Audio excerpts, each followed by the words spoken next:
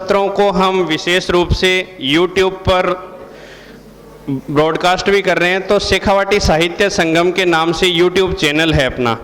तो इन सभी सत्रों का आपको 5 दिवस के बाद YouTube पर भी पूरा का पूरा वीडियो अवेलेबल रहेगा। तो आप उसे शेयर और सब्सक्राइब कर सकते हैं अपने साथियों के साथ, अपने साथ वालों के साथ। धन्यवाद। श्री प्रखर जी श्रीवास्तव और वार्ताकार श्रीमती संगीता जी प्राणवेंद्र को मैं मंच पर आमंत्रित करता हूं। आज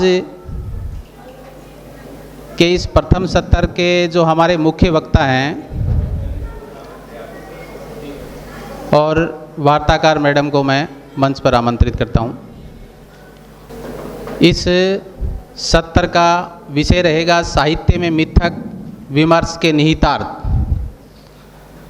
मुख्य वक्ता श्री प्रखर जी श्रीवास्तव, आप भारत के प्रसिद्ध मीडियाकर्मी हैं। आपने टीवी मीडिया के विभिन्न प्रसिद्ध चैनलों पर कार्य किया है, जिसमें इंडिया टीवी, जी न्यूज़, आज तक, एनडीटीवी, न्यूज़ 24 जैसे प्रमुख चैनल शामिल हैं। यहाँ पर आपने 20 वर्ष से भी अधिक समय तक कार्य किया है और वर्तमान में भी यहाँ आप कार्य कर रहे हैं। आपने रिपोर्टिंग, एंकरिंग और प्रबंधन सहित विविध भूमिकाओं में कार्य किया है।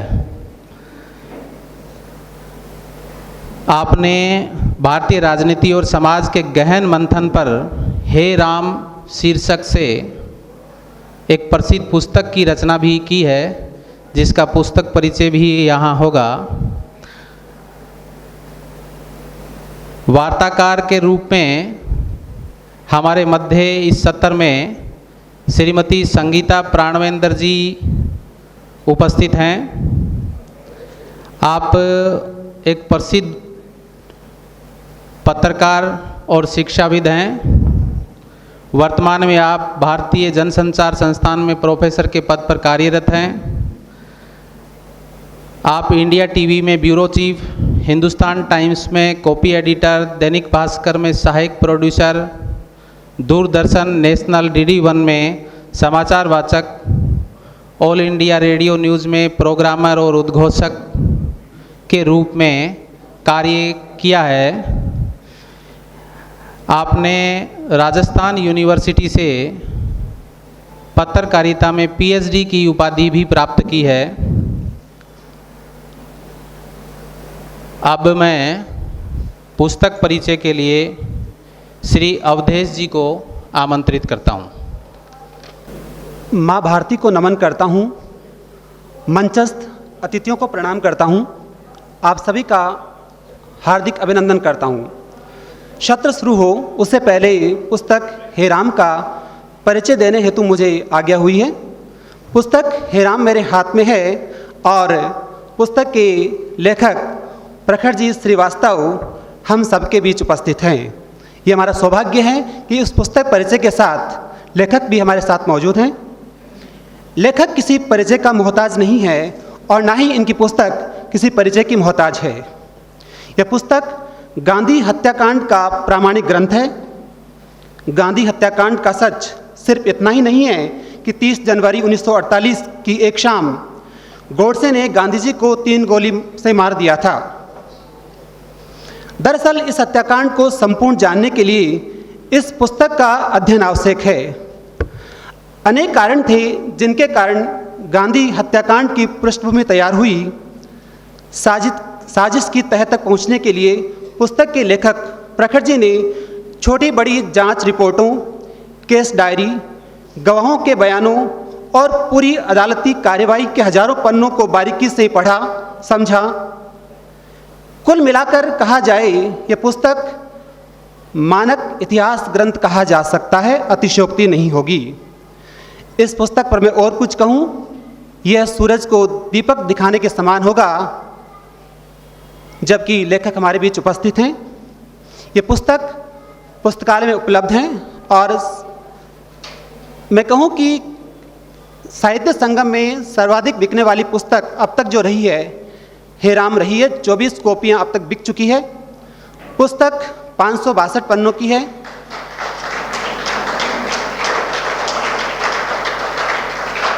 जनसभा प्रकाशक के द्वारा प्रकाशित हैं। 599 रुपये प्राइस है और 100 रुपये डिस्काउंट पर ये पुस्तकालय में उपलब्ध हैं। साथ ही साथ इस पुस्तक का एक सेल्फी पॉइंट, फ़ोटो पॉइंट बनाया गया है, तो आप विजिट करते हुए इस फ़ोटो के साथ वहाँ सेल्फी पॉइंट पे जाएं और फ़ोटो खिंचवाएं। धन्यवाद। जय भारत, जय हिंद। अब मैं आज के हमारे मुख्य वक्ता और वार्ताकार महोदय और हमारे यहाँ के अतिथियों से दीप प्रज्वलन के लिए आग्रह करता हूँ।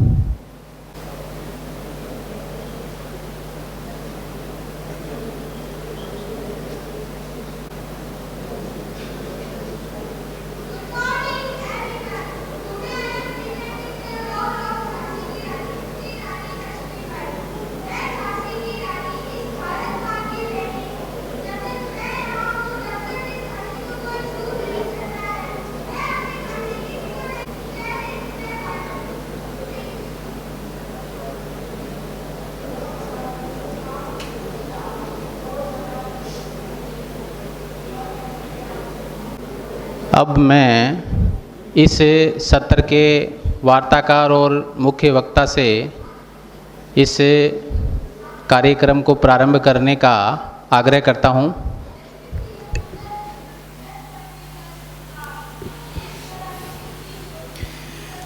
सीकर में साहित्य संगम में पधारे सभी महानुभावों को मेरा राम राम। राम वो शब्द जो हमारे जीवन से जुड़ा हुआ है। हम आपस में अभिवादन करते हैं तो राम राम कहते हैं। दुख हो तो राम को याद किया जाता है। प्रसन्नता हो तो हर्षोल्लास से स्वतः राम का नाम मुंह पे आता है और प्रसन्नता की अभिव्यक्ति होती है। लेकिन भारत के इतिहास में हे राम ये शब्द कुछ ऐसे तरीके से छप गए हैं कि उनके साथ जुड़ गया है कुछ बहुत ही नकारात्मक। एक हत्या के वो परिचायक हैं, एक समुदाय के प्रति द्वेष के वो परिचायक हैं, 3 गोलियों की आवाज़ के वो परिचायक हैं। लेकिन कितना सत्य, कितनी मिथ्या, कितनी बातें तथ्योपरख, कितनी बातें कल्पना लोक में, इन सब के ऊपर चर्चा मंथन लगातार चलता रहा है। 8 दशक होने को आए हैं, चलता ही जा रहा है। प्रखर श्रीवास्तव आज जो हमारे साथ हैं, उनकी पुस्तक का टाइटल भी हे राम ही है और अपनी पुस्तक का विवरण वो देते हैं गांधी हत्याकांड की प्रामाणिक पड़ताल। इसी विषय पे आज हम चर्चा करेंगे। प्रखर जी, स्वागत है आपका शेखावाटी साहित्य संगम में। ये विषय क्यों? क्या ये विषय ऐसा नहीं है जिस पे बहुत कुछ लिखा जा चुका है, बहुत लोगों ने लिखा है, लगातार वर्षों वर्ष लिखा गया है, फिर इस विषय का चयन क्यों? देखिए, इसकी 2 वजह हैं और 2 वजह, एक व्यक्तिगत वजह है और एक इसकी सामाजिक और राजनीतिक वजह है।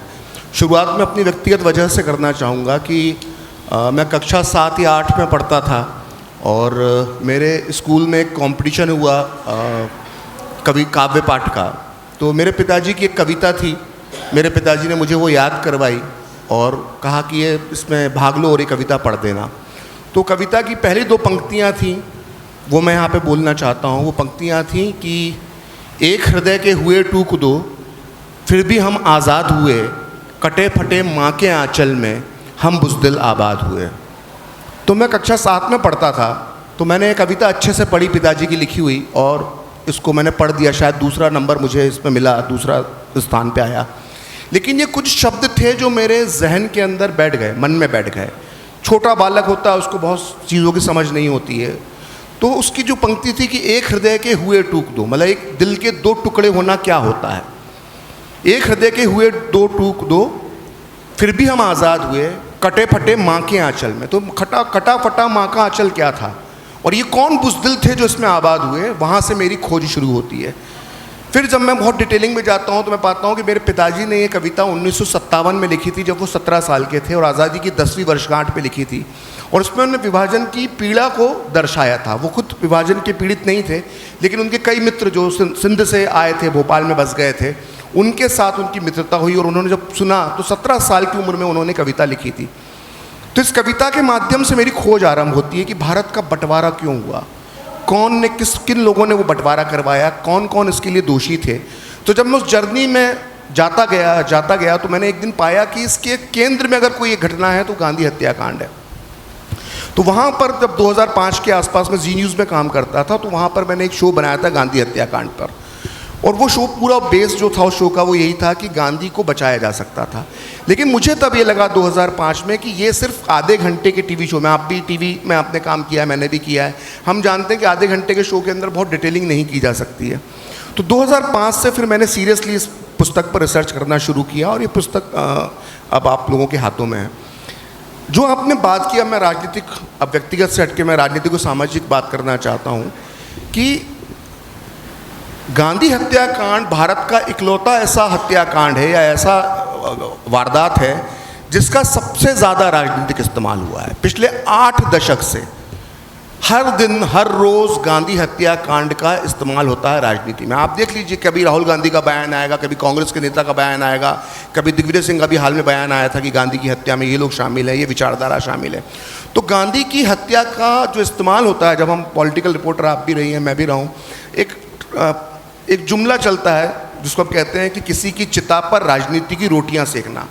तो भारत में अगर पहली बार किसी की चिता पर राजनीति की रोटियां सेकी गई तो वो मोहनदास करमचंद गांधी थे, और 8 दशक गुजरने के बाद भी वो चिता जल रही है, उस पर राजनीति की रोटियां लगातार सेकी जा रही हैं।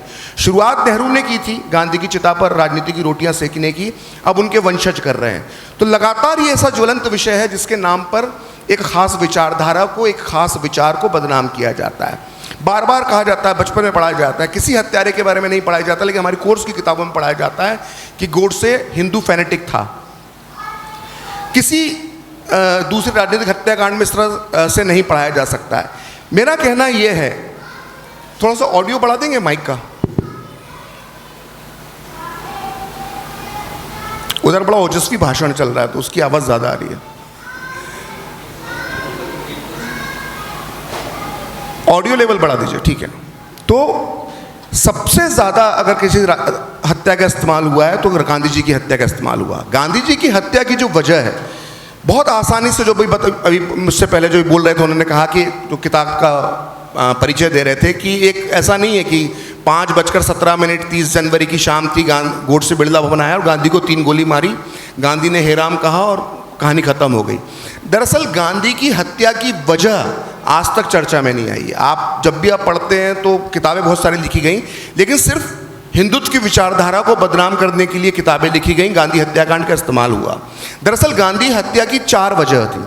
पहली, इस पे हम आगे आते हैं। तो आपने बहुत बड़ा आरोप लगा दिया। आप ये कह रहे हैं कि नरेशन सेटिंग ही झूठा हुआ है। लगातार आप कह रहे हैं कि 8 दशक से अगर राजनीतिक 8 दशक से अगर राजनीतिक रोटियां सेकी जा रही है और उसका फ़ायदा उठाया जा रहा है, तो क्या तब से लेके आज तक नरेशन पूरा का पूरा झूठा स्थापित किया गया है? देखिए, दुर्भाग्य है कि हमारे देश का जो इतिहास था उसको बिगाड़ने वाले जो वामपंथी इतिहासकार थे उनने मुगलकालीन प्रागैतिहासिक काल का इतिहास तो बिगाया आर्यन थ्योरी से, लेकिन दुर्भाग्य से उन्होंने जो आधुनिक इतिहास था, जो 1920 के बाद का इतिहास था, भारत की आज़ादी के बाद का इतिहास था, उसको भी डैमेज किया। वो लोग ये नहीं जानते थे कि आप मुगलकालीन इतिहास को समझने के लिए एक विशेष योग्यता की ज़रूरत है, या अशोक के काल को समझने के लिए शिलालेख पढ़ने की योग्यता आपके अंदर होना चाहिए। वो ये भूल गए कि 1920 के बाद अगर हम माने पिछले 100 साल के इतिहास को, तो देश के आर्काइव में, नेशनल आर्काइव में पूरा इतिहास पड़ा हुआ है, लेख पढ़े हुए हैं, अखबारों की रिपोर्टिंग पड़ी हुई है, एक दूसरे को पत्र लिखे गए वो पढ़े गए हैं, लोगों की आत्मकथाएं पढ़ी गई हैं, रिपोर्ट्स पढ़ी हुई हैं, तो इसको छुपाया नहीं जा सकता। और गांधी हत्याकांड भी उसी तरह का है। लेकिन जो मैं बार बार कहता हूँ कि गोडसे ने गांधी को जो 3 गोलियाँ मारी, तो पहली गोली उसने गांधी को मारी, दूसरी गोली उसने चित्पावन ब्राह्मणों को मारी क्योंकि उनके उसके बाद हत्या हुई, और तीसरी गोली उसने हिंदुत्व को मार दी।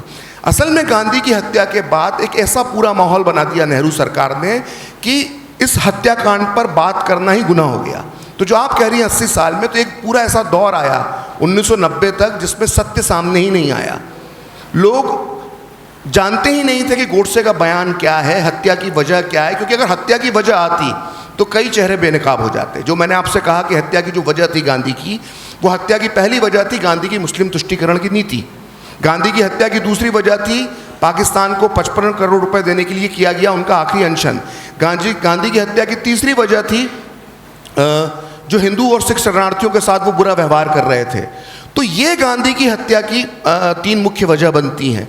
लेकिन इस पर कोई बात नहीं करना चाहता, क्योंकि अगर इस पर आप बात करेंगे तो वो उन लोगों का जो उस समय की सरकार का और बाद की सरकारों का जो लक्ष्य था कि हमें हिंदुत्व को बदनाम करना है, तो हम इसकी वजह, इन वजहों पे बात नहीं करेंगे। मैं आपको एक बहुत उदाहरण देकर समझाता हूँ। हम इंदिरा गांधी की हत्या की बात करते हैं, तो जब हम इंदिरा गांधी की हत्या की बात करते हैं तो हम ऑपरेशन ब्लू स्टार की बात करते हैं, हम खालिस्तान समस्या की बात करते हैं। अगर कोई व्यक्ति कहता है, एज ए जर्नलिस्ट मैं या आप में से कोई एक बात कहता है कि ऑपरेशन ब्लू स्टार में इंदिरा गांधी को आर्मी नहीं भेजना चाहिए थी स्वर्ण मंदिर के अंदर, तो इसका कतई मतलब नहीं है कि वो बेअंत सिंह, सतवंत सिंह, केहर सिंह जिन्होंने इंदिरा गांधी की हत्या की थी उनका समर्थन कर रहा है। ठीक उसी तरह से अगर हम राजीव गांधी की हत्या की बात करें तो जाहिर तौर पर उसमें श्रीलंका की समस्या, तमिल समस्या, लिट्टे का कैसे उदय हुआ, ये आएगा।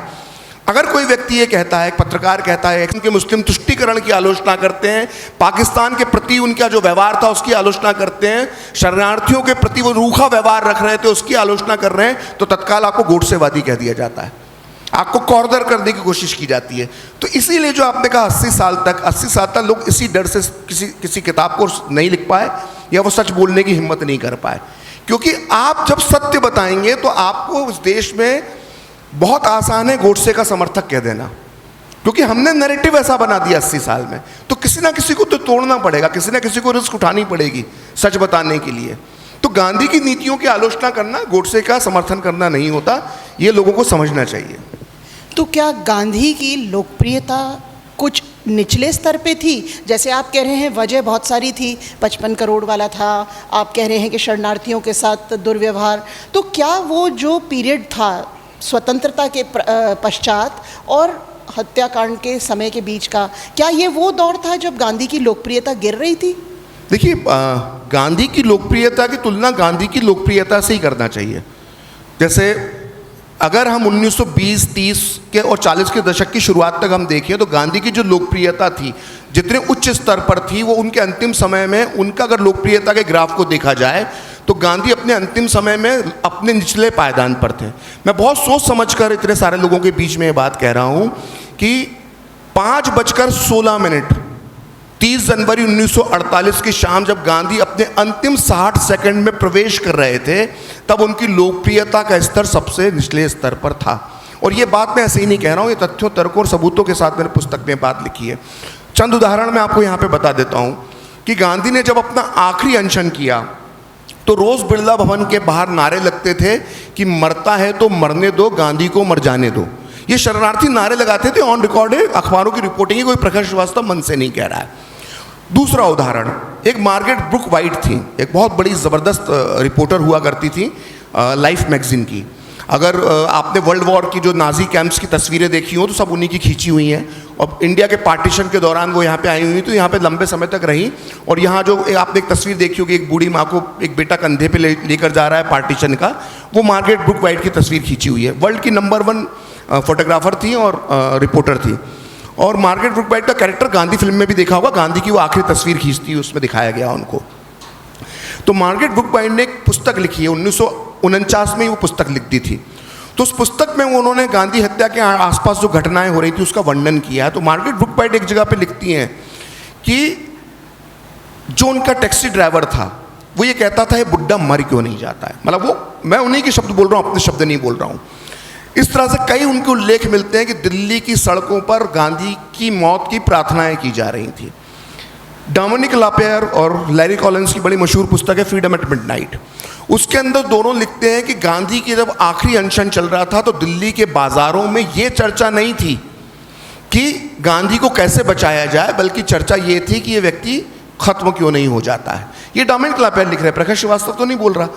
आप उस समय के अखबार उठा लीजिए, रिपोर्टिंग उठा लीजिए, गांधी की आलोचना इस कदर बढ़ गई थी कि खुद गांधी इसको महसूस करने लगे थे। प्यारेलाल नैयर जो गांधी के पर्सनल सेक्रेटरी थे, अति गांधीवादी व्यक्ति थे। उन्होंने 4 खंड में last phase of Mahatma Gandhi लिखा हुआ है, करीब करीब वो 1200 पन्नों हो जाते हैं चारों खंड मिला के। उसमें प्यारेलाल नैयर तो झूठ ही नहीं बोल सकते, गांधी जी के निजी सहायक थे वो लिखते हैं कि अपने अंतिम समय में गांधी इतने निराश हो चुके थे कि वो इतने चिड़चिड़े हो चुके थे कि अक्सर वो लोगों से कहते थे कि मेरी बात सुनते क्यों नहीं हो, एक चिता पर बैठा मुर्दा तुमसे ये कह रहा है। गांधी स्वयं को मुर्दा कहने लगे थे, स्वयं को वो मुर्दा कहने लगे थे। और अब छोड़िए प्यारेलाल नैयर को, मौलाना अबुल कलाम आज़ाद, उनकी निष्ठा पर तो संदेह नहीं उठ सकता, वो तो गांधीवादी थे। इंडिया विंस फ्रीडम वो पुस्तक लिखते हैं, इसमें वो लिखते हैं कि अपने अंतिम समय में गांधी तेजहीन हो गए थे, तेजहीन में उनके चेहरे का तेज चला गया था। और उसके बाद वो लिखते हैं कि गांधी के एक अपील पर लाखों लोग उठ खड़े होते थे, लेकिन अंतिम समय में गांधी की बड़ी से बड़ी अपीलों का असर नहीं होता था। ये मौलाना आज़ाद ने लिखा है। फिर मैं एग्जाम्पल देता हूँ। भारत में पहली बार, आप में से बहुत कम लोग जानते होंगे, मुझे ऐसा लगता है कि भारत में पहली बार किसी नेता को भीड़ के हमले का शिकार होना पड़ा है तो वो मोहनदास करमचंद गांधी थे। आज़ादी के बाद इसी देश की भीड़ ने, जो उनको राष्ट्रपिता कहती थी, महात्मा कहती थी, गांधी की जान लेने की कोशिश की। वो तारीख मैं आपको बताता हूँ, वो तारीख थी 30 अगस्त 1947 की रात। भारत की आज़ादी के महज 15 दिन बाद गांधी जब कलकत्ता में थे और बंगाल का कसाई सुहरावर्दी, जिससे डायरेक्ट एक्शन डे में हज़ारों हिंदुओं की हत्या करवाई थी, उसके साथ हैदरी मेंशन में एक ही कमरे में रुके हुए थे, एक ही घर में रुके हुए थे, तो रात में भीड़ ने हमला कर दिया और गांधी को लाठी फेंक के मारी गई। और गांधी को अगर वो लाठी पड़ जाती तो गांधी मर जाते। और ये बात मैं नहीं कह रहा, खुद गांधी ने अपने बयान में कही। गांधी ने जो अपना अगले दिन बयान लिखा उसमें कहा कि भीड़ ने कल रात मेरे ऊपर हमला किया, मेरे ऊपर लाठी फेंकी, घर के फानूस तोड़ दिए, खिड़कियां तोड़ दी, जो पेंटिंग्स लगी थी वो तोड़ दी, और अगर वो लाठी मुझे लग जाती तो मैं वहीं पे मर जाता। ये गांधी का लिखित बयान है, संपूर्ण गांधी वांग्मय में छपा हुआ है, ये बात मैं नहीं कह रहा। तो सोचिए, जिस व्यक्ति को हम आज़ादी का श्रेय देते हैं, एक कवि प्रदीप लिख के चले जाते हैं कि दे दी हमें आज़ादी बिना खडक बिना ढाल, साबरमती के संत तूने कर दिया कमाल। उस व्यक्ति को आज़ादी के 15 दिन बाद कलकत्ता में, कलकत्ता के लोगों की भीड़, हिंदुओं की भीड़ ने जान से मारने की कोशिश की। तो जो काम 30 जनवरी को गोडसे ने किया, वो कार्य तो 30 अगस्त को ही हो जाता अगर वो लाठी पड़ जाती तो ये स्थिति हो गई थी। भीड़ हमले करती थी, हज़ारों की तादाद में उन्हें पत्र मिलते थे जिसमें उनके लिए गालियां लिखी होती थी, और खुद ये गांधी गाली पढ़ के सुनाते थे अपनी प्रार्थना सभाओं में। और एक भी बात मैंने अपने मन से नहीं कही है, रेफरेंस दे के कही है। और जिसको भी शक हो वो संपूर्ण गांधी वांग्मय को पढ़ ले, उसके अंदर खुद उल्लेख आता है गांधी के शब्दों में कि आज मेरे साथ क्या हुआ, आज क्या हुआ है। उनकी अंतिम मुलाकात जो शरणार्थियों के साथ हुई, जो उनकी अंतिम प्रार्थना सभा का भाषण है 29 जनवरी का, क्योंकि 30 जनवरी को तो प्रार्थना सभा में वो जा ही नहीं पाए, उसके पहले ही गोली मार दी। तो पाकिस्तान में एक जगह है बानू, नॉर्थ वेस्ट प्रोविंस में पड़ती है, NWFP में, अब उसको खैबर पख्तूनख्वा कहते हैं। तो बानू का एक शरणार्थियों का प्रतिनिधिमंडल गांधी से मिलने आया था। तो उसमें से एक बुजुर्ग थे, उन्होंने गांधी को कहा कि बहुत हो गया, आप हमें छोड़ के चले क्यों नहीं जाते हो, आप हिमालय क्यों नहीं चले जाते हो, हमें बख्श दो। तो गांधी ने शब्दशः अपने जीवन के आखिरी भाषण में, जो 29 जनवरी की शाम को हुआ, उसके अंदर इस घटना को उल्लेख किया है कि आज एक शरणार्थी आए थे, उन्होंने कहा कि मैं आप लोगों को छोड़ के चला क्यों नहीं जाता हूँ, मैंने आप लोगों को बहुत कष्ट दे दिए, हिमालय पे चला जाऊँ, लेकिन मैं नहीं जाऊँगा, भगवान मुझे उठाना चाहेगा तो उठा लेगा। ये गांधी का अंतिम भाषण है, संपूर्ण गांधी वांग्मय में छपा हुआ है, हज़ारों लोगों के सामने दिया उन्होंने भाषण। तो गांधी की लोकप्रियता अपने निचले स्तर पे थी। और जब मैं बोलता हूँ निचले स्तर पर, तो गांधी की लोकप्रियता की तुलना मैं गांधी से करता हूँ। एक गांधी जिसके कहने पर लाखों भारतीय उसके पीछे चल पड़ते थे, एक समय उसकी अपीलों का कोई असर नहीं हुआ। अगर गांधी की अपीलों का असर होता तो क्या लाखों लाशें बिक जाती बंटवारे पे? वो तो कह रहे थे कि अहिंसा मत करो, अहिंसा मत करो, हिंसा का रास्ता छोड़ दो। ना पाकिस्तान में किसी ने सुनी, ना भारत में किसी ने सुनी, दोनों तरफ लाखों लाख लोग मर गए। ये और बात है कि हमको कहा जाता है, हमको बचपन में पढ़ाया जाता है, ऊपर बालक बैठे हुए, बच्चे बैठे हुए हैं, इन्होंने भी पढ़ा, हमने भी पढ़ा, और हमसे पुरानी वाली पीढ़ी ने भी पढ़ा कि अहिंसा से हमें आज़ादी मिली। अरे कैसी अहिंसा से आज़ादी मिली? जिस आज़ादी के दौरान 30 से 40 लाख लोग मार दिए गए, उसको आप कहते हो कि अहिंसा से आज़ादी मिली? तो गांधी जब इस अहिंसा को रोकने में नाकाम रहे, तो क्या अंदाज़ा लगा सकती हैं कि क्या उनकी अपीलों का असर हुआ करता होगा? आप कह रहे हैं कि 1947 में आज़ादी के 15 दिन बाद उन पे अटैक होता है, भीड़ आती है और वार करती है, कई महीनों बाद हत्या होती है। तो क्या भारत की सरकार के पास कोई इंटेलिजेंस इनपुट नहीं था? क्या खुलेआम जो दिख रहा था, खुद गांधी कह रहे थे, क्या उन्हें दिखा नहीं? सुरक्षा क्यों नहीं थी? क्या चूक हुई थी? देखिए, ये जो 30 अगस्त की रात में जो कलकत्ता की भीड़ उन पे हमला करती है, वो तो स्पॉन्टेनियस हमला था। असल में वो सुहरावर्दी और गांधी दोनों पे अपना विरोध करती है, बात बिगड़ जाती है। लेकिन आपने बड़ा सवाल बहुत दिलचस्प पूछा है, और मेरी पुस्तक का एक पूरा अध्याय है, कम से कम 40 पेज का, कि वो नहीं होती 75 चूक तो बच जाते बापू। असल में गांधी पे के बारे में, गोडसे और गांधी के बारे में लोग ये बहुत कम जानते हैं कि गोडसे और उसके साथियों ने गांधी पर जो पहला हमला किया था वो 20 जनवरी को किया था, 20 जनवरी 1948 को, और उसके 10 दिन बाद गांधी की हत्या हो जाती है। तो 20 जनवरी से लेके 30 जनवरी तक जो गलतियां हुई हैं, मैं दावे के साथ कहता हूं कि अगर एक कांस्टेबल भी 20 जनवरी के बाद उस हमले की जांच करता तो अगले 48 घंटे में गोडसे और उसके बाकी 6 साथी जेल के अंदर होते, लेकिन नहीं किया गया। मैं आपको कुछ दिलचस्प उदाहरण देता हूं। पहले 20 जनवरी के हमले के बारे में हमें यहाँ पर कितने लोग जानते हैं कि गांधी पर पहला हमला 20 जनवरी को हुआ था? 1, 2 लोग इतने बड़े हॉल में जानते हैं कि गांधी पर 20 जनवरी को पहला हमला हुआ था, बाकी लोगों को जानकारी नहीं है, होगी भी नहीं, क्योंकि इस विषय पे कोई आपकी गलती नहीं है। जानबूझकर इस विषय पर इस देश में बात नहीं की जाती। क्यों नहीं की जाती वो मैं आपको बाद में बताऊंगा। तो 20 जनवरी का जो हमला था उसमें नाथूराम गोडसे शामिल था, नारायण आप्टे जिसको गोडसे के साथ फांसी हुई, नंबर 2 वो था। उसके बाद विष्णु करकरे था, अहमदनगर का बहुत बड़ा व्यवसायी था, हिंदू महासभा का नेता था और वहाँ का पार्षद था। उसका साथी था मदन लाल पाहवा जो पाकिस्तान से आया था, शरणार्थी था। इसके अलावा दिगंबर बड़गे था। दिगंबर बड़गे एक हथियारों का व्यवसायी था। दिगंबर बड़गे का नौकर शंकर किस्तैया था और नाथूराम गोडसे का छोटा भाई, सगा छोटा भाई गोपाल गोडसे था। तो ये 7 लोग थे। इनका प्लान ये था कि 20 जनवरी को बिरला भवन में आएंगे, मदन लाल पाहवा एक बम फोड़ेगा। मदन लाल पाहवा जब बम फोड़ेगा तो भगदड़ मचेगी तो दिगंबर बड़गे और शंकर किस्तैया गांधी के सामने पोजीशन लेकर खड़े होंगे और गांधी को गोली मार देंगे और बाकी लोग हैंड ग्रेनेड फेंकते हुए मौके से भाग जाएंगे। ये इनका पहला प्लान था। पहला प्लान करने के लिए पहुंच भी जाते हैं। मदन लाल पाहवा बम लगाता है एक दीवार पर, बिरला भवन में आज भी वो दीवार है, आप जाके देख सकते हैं। वहाँ पर बम लगाता है, लेकिन धमाका उतना तेज़ नहीं हो पाता है। आज भी यूट्यूब सब लोग देखते होंगे, आप सर्च कीजिएगा, उसमें वो गांधी का भाषण पड़ा हुआ है, उसमें पोस्ट है। तो गांधी अपना भाषण दे रहे हैं, बम फूटता है और गांधी कहते हैं, भगदड़ मस्ती है थोड़ी सी, तो गांधी कहते हैं बैठ जाओ, ऐसे डरने लग जाएंगे तो हम कैसे काम करेंगे। ये कोई पुलिस कोई अभ्यास कर रही होगी, उसकी आवाज़ है। ये यूट्यूब में गांधी की आवाज़ में पड़ा हुआ है ये भाषण। तो जब बम फोड़ता है मदन लाल पाहवा तो भगदड़ नहीं मचती है। तो ये सब घबरा जाते हैं, क्योंकि ये पेशेवर क्रिमिनल्स नहीं थे। गोडसे तो मेरे और आपकी तरह पत्रकार था, नारायण आप्टे अखबार का मैनेजर था, विष्णु करकरे नेता था। तो ये प्रोफेशनल क्रिमिनल्स नहीं होते हैं। तो ये घबरा जाते हैं और भग जाते हैं वहाँ से। लेकिन मदन लाल पाहवा स्पॉट पे ही पकड़ा जाता है। मदन लाल पाहवा जिसने बम फोड़ा था। तो जब मदन लाल पाहवा को पुलिस पकड़ कर ले जा रही होती है तो गांधी देखते हैं। तो गांधी वहीं से कहते हैं कि इस युवा के साथ मारपीट नहीं करें, हिंसा ना करें, ये इसके अंदर कोई आक्रोश है इसलिए इसने ऐसा किया है। लेकिन ना तब ना अब भारत की पुलिस को गांधी की अहिंसा पे कभी विश्वास नहीं रहा है। तो उसी रात मदन लाल पाहवा पर खूब डंडे बरसाए गए। जब मदन लाल पाहवा बहुत समय तक जीवित रहे, 2000 में उनका देहांत हुआ, तो उन्होंने बताया खुद बाहर जेल से निकलने के बाद कि मुझे इतना मारा कि उसी शाम मैंने सारा जो जानकारी थी वो दे दी। तो मदन लाल पाहवा ने लिखित बयान दिया है। वो लिखित बयान मैंने स्वयं की आंखों से नेशनल आर्काइव में देखा है। उस बयान में मदन लाल पाहवा बताता है कि इस ग्रुप का जो मास्टरमाइंड है वो महाराष्ट्र के एक अखबार अग्रणी का संपादक है। अग्रणी अखबार जो था उसका संपादक होता था नाथूराम गोडसे।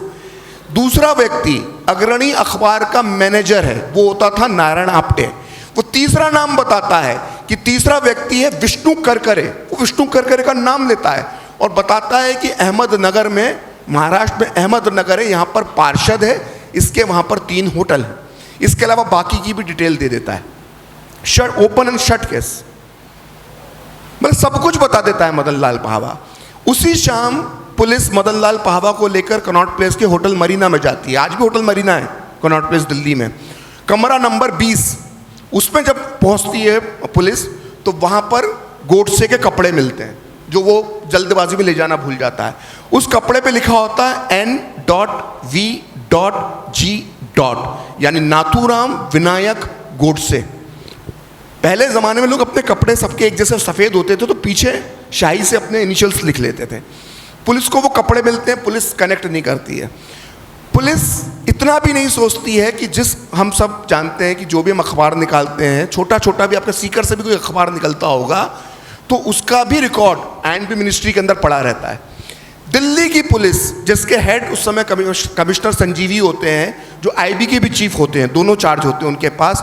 आईबी में सारे अखबारों की डिटेल होती है और अंग्रेज़ों का बनाया सिस्टम था। वो इतना भी कष्ट नहीं उठाते हैं कि ये कह रहा है कि अग्रणी का संपादक इस हत्याकांड का मास्टरमाइंड है, तो इस हमले का मास्टरमाइंड है, तो वो अपनी अखबारों की लिस्ट में देख लें कि महाराष्ट्र अग्रणी निकलता है, इसके संपादक का नाम क्या है। और नाथूराम गोडसे कोई छोटा मोटा व्यक्ति नहीं था, बड़ा प्रतिष्ठित व्यक्ति था। महाराष्ट्र के मंत्रियों के साथ वो जो सिनेमा हॉल के जो उद्घाटन होते थे उनके फीते काटता था, बड़ा नेता था, हिंदू महासभा की राष्ट्रीय कार्यकारिणी का आमंत्रित सदस्य था। पुलिस अहमदनगर में जाके ढूंढ नहीं पाई विष्णु करकरे को जो पार्षद था। क्या सीकर के किसी पार्षद को ढूंढना मुश्किल बात है? ये स्थिति थी। तो पुलिस ने कुछ नहीं किया। और ऐसे कितनी चूकें बताऊं, मैं कितनी चूकें बताऊं कि मैं शायद बोलते बोलते थक जाऊंगा, आप सुनते सुनते थक जाएंगे। वो चूकें खत्म नहीं होगी। मैंने सिर्फ 75 लिखी हैं संगीता जी, लेकिन कम से कम 1000 मिस्टेक्स। मैं अगर बहुत खुले शब्दों में कहूं कि भारत की पुलिस ने, भारत की सुरक्षा एजेंसियों ने गांधी को तश्तरी पे रख के नाथूराम गोडसे को सौंप दिया। एक तरफ आप कह रहे हैं कि लगातार ही प्रयास हो रहे थे और वो सारी जानकारी पुलिस के पास आ गई, दूसरी तरफ आप कह रहे हैं कि लोकप्रियता न्यूनतम स्तर पे थी। तो फिर ये बात कहाँ से आती है जो आज तक हम सुनते आए हैं कि 2.5-3 साल से गोडसे प्रयास कर रहा था हत्या की, मानसिक विक्षिप्त हो गया था? बिल्कुल झूठ बात है। ये देखिए बहुत ही अच्छा सवाल पूछा आपने। असल में एक तबका है। देखिए गोडसे ने जो बयान दिया, उसने हत्या की वजह बताई कि मैंने गांधी को इसलिए मारा कि मुस्लिम तुष्टीकरण करते थे, इनकी ये नीति, पाकिस्तान को 55 करोड़ रुपए के लिए अनशन किया, ये किस तरह से मस्जिदों से निकाल के हिंदू शरणार्थियों को ठंड में ठिठुरते हुए देख दिया गया। तो गोडसे ने सब अपनी गांधी की हत्या की वजह बताई। उस वक्त के जो लोग थे, जो पत्रकार थे, जो नेता थे, जो अफसर थे, वो भी जानते थे कि गांधी की हत्या की वजह क्या है। लेकिन एक इकोसिस्टम, हम भले ये शब्द आज नया आया है, लेकिन इकोसिस्टम भारत में हमेशा से काम करता रहा। तो एक तबके ने ये भ्रांति फैलाई कि पहला गोडसे ने गांधी को मारने की कोशिश की पंचगनी में। ये 1944 का साल था। फिर एक दूसरी 4 साल पहले, हाँ 3 साल पहले तथाकथित रूप से ये फैलाया गया। फिर एक दूसरी हत्या की कोशिश सेवाग्राम में करी उसने 1946 के आसपास। अब देखिए कितना दिलचस्प है, मैंने उसका भी पूरा अध्ययन किया। जिस समय पंचगनी में गांधी की हत्या होती है, एक प्रयास होता है कथित तौर पर, ये सारी कहानी काल्पनिक कहानी है जो गढ़ी गई और 80 साल तक लोगों को बेवकूफ़ बनाया गया। तो मैं उसका पंचगनी का किस्सा आपको बता देता हूँ। वो पूरे पेपर्स मैंने देख लिए उस वक्त के। पंचगनी के बारे में कहा जाता है, जो वामपंथी इतिहासकारों ने और गांधीवादियों ने और नेहरूवादियों ने और कांग्रेस के लोगों ने जो कहानी गढ़ी कि पंचगनी में गांधी प्रार्थना सभा भाषण दे रहे थे और नाथूराम गोडसे एक चाकू लेकर गांधी को मारने के लिए दौड़ा। अगले दिन के मैंने सारे अखबार निकाले नेशनल आर्काइव से, उसमें मुझे टाइम्स ऑफ इंडिया मिला। गांधी के खिलाफ उस दिन एक प्रदर्शन हुआ था, 30 लोगों ने किया था, क्योंकि गांधी जिन्ना के साथ वार्ता करने जाने वाले थे। आप सभी को मालूम है गांधी जिन्ना की वार्ता 1944 में हुई थी। तो उस वार्ता का विरोध करने के लिए नारायण आप्टे, जो गोडसे का साथी था, जिसको फांसी भी हुई बाद में गांधी हत्याकांड में, वो 30 साथियों के साथ विरोध प्रदर्शन करने गया और पुलिस ने उसको वहाँ पर हिरासत में ले लिया। टाइम्स ऑफ इंडिया के अंदर खबर छपती है गांधी गो बैक, और वो उस शीर्षक के साथ उसका नारायण आप्टे का नाम लिखा रहता है। मेरा सवाल यह है कि गांधी का जीवन खुली किताब था। गांधी सुबह बकरी का दूध पी रहे हैं, कितने उनने छुआरे खाए, कितने अंगूर खाए, कितने संतरे पिए, कितना औंस दूध पिया, एक एक चीज़ लिपिबद्ध है। गांधी का डे टू डे रिकॉर्ड संपूर्ण गांधी वांग्मय में है। उस गांधी अपने साथ होने वाली हर घटना को बताते थे। जब एक ट्रेन उनकी डिरेल करने की कोशिश की गई तो उन्होंने खूब लंबा भाषण दिया कि मेरी ट्रेन को डिरेल करने की कोशिश की गई है लेकिन मैं 125 साल जीऊँगा। तो इतनी बड़ी घटना को गांधी ने कभी क्यों नहीं बताया? इतने सारे लोग वहाँ पर मौजूद थे, उन्होंने उस घटना को क्यों नहीं देखा? इतने सारे पत्रकार वहाँ पर मौजूद थे, उन्होंने उस घटना को क्यों नहीं रिपोर्ट किया? टाइम्स ऑफ इंडिया को क्या दिक्कत थी उस रिपोर्टर को ये लिखने में कि एक व्यक्ति चाकू लेकर गांधी को मारने के लिए दौड़ा? बीइंग ए संगीता प्रवेंद्र, आप मुझे बताइए, आप इतने समय तक आपने रिपोर्ट करी, आप जयपुर में कोई घटना कवर कर रही हैं, आप इंडिया टीवी की तरफ से आई हैं, कैमरे हैं आपके पास, और आपके सामने एक देश के इतने बड़े नेता पर एक आदमी चाकू लेकर दौड़ता है, आपकी रिपोर्टिंग में वो होगा नहीं? तो ये अब ठीक है, अब ये बात हो गई। अब इसके बाद कपूर कमीशन बना। जब गांधी की हत्या के बाद, जब लाल बहादुर शास्त्री प्रधानमंत्री थे, बहुत 17-18 साल बाद, तो कपूर कमीशन का गठन हुआ। जस्टिस जीवनलाल कपूर, उन्होंने गांधी हत्याकांड में क्या चूक हुई है इस पर 2 साल 3 साल तक जांच करी। तो उस जांच के अंदर उन्होंने पाया कि ये जो 1944 की घटना थी पंचगनी की, ये झूठी और गढ़ी हुई घटना है। 1946 की जो सेवाग्राम की जो घटना है वो मन से बनाई हुई घटना है। अब एक बहुत दिलचस्प एक किरदार का नाम मैं यहाँ पे लेना चाहूँगा, भिड़े गुरुजी। भिड़े गुरुजी एक कांग्रेस के विधायक थे, 2 बार कांग्रेस से विधायक रहे महाराष्ट्र के। वो ये कहते थे कि गोडसे चाकू लेकर जब दौड़ा गांधी के पीछे तो मैंने उसको पकड़ लिया और उसके हाथ से चाकू गिर गया और मैंने गांधी को बचाया। अपने पूरे जीवन भर गांधी को बचाने वाला तमगा टांगे घूमते रहे, इसी वजह से 2 बार विधायक भी बन गए। लेकिन कपूर कमीशन के सामने वो पेश क्यों नहीं हुए? विधायक थे वो, तब 1967 में वो विधायक थे। कपूर कमीशन जब बना तो जाके उन्होंने बोला क्यों नहीं कि हाँ मैंने गोडसे को पकड़ा था? वो अभी तक 2016-17 तक जिंदा रहे। तो लोगों ने ऐसे झूठ बोले जो पकड़ा गए। आप अखबार निकालिए ना उस दिन, अगले दिन के। तो ये अब मैं आता हूँ उस पर कि क्यों किया गया। असल में कोई ये साबित करने में कामयाब हो गया कि गोडसे ने 1944 में गांधी को मारने की कोशिश की थी, तो जो गोडसे का नैरेटिव है वो पूरा ढह जाएगा, क्योंकि 1944 में कोई 55 करोड़ रुपए देने का जिक्र नहीं था। 1944 में गांधी विभाजन रोकने में नाकाम रहे हैं, ये अभी तक साबित नहीं हो पाया था। गांधी की मुस्लिम तुष्टीकरण की नीति को लेकर उतनी आलोचना उस वक्त नहीं होती। तो जो गोडसे ने कहा है उसके विचार, उसकी बात, उसका तर्क धराशायी हो जाए, इसलिए आप 1944 की एक मनगढ़ंत घटना आपने बनाई। और दुर्भाग्य से जब भी 30 जनवरी आती है, भारत की कम से कम 70 से 80 बड़ी वेबसाइट इस खबर को छापती है, लेकिन कोई सत्य नहीं देखता कि जाके आर्काइव में जाके चेक करे, कपूर कमीशन की रिपोर्ट पढ़े। सब ऑनलाइन उपलब्ध है लेकिन नहीं पढ़ते, कोई नैरेटिव करना है उनको। आप ये कह रहे हैं कि पुस्तक भी आपकी यही कह रही है कि जो मूल जो वजह थी हत्याकांड की गांधी की, वो जो विभाजन था, विभाजन के साथ जो त्रासदी थी, तुष्टीकरण था, ये सब था। तो विभाजन का मूल कारण क्या था और कौन व्यक्ति था जो विभाजन का मूल नायक था? देखिए, विभाजन की वजह जो है वो विभाजन अगर भारत का होता है तो एक व्यक्ति नहीं है बल्कि पूरा समूह है। मैं बात नहीं करता कि जिन्ना ने क्या मांग करी और किस तरह से भारत के मुसलमानों ने, खासकर भारत के मुसलमानों की जब बात करता हूँ तो भारत के नक्शे के अंदर जो मुसलमान रहते हैं, चाहे वो उत्तर प्रदेश के हों, दक्षिण भारत के हों, महाराष्ट्र के हों, बंगाल के, इन सब ने मुस्लिम लीग की मदद करी और पाकिस्तान बनाने में अपना तन मन धन से योगदान दिया। ये अलग विषय हो जाएगा। लेकिन अगर हम कांग्रेस की बात करें जो बाकी देश का प्रतिनिधित्व उस वक्त कर रही थी, तो सबसे पहले बहुत ही जिम्मेदारी से मैं बात कहता हूँ कि विभाजन के लिए सबसे पहले सहमत होने वाले कोई व्यक्ति थे तो वो सरदार वल्लभ भाई पटेल थे। वो सबसे पहले सहमत हुए।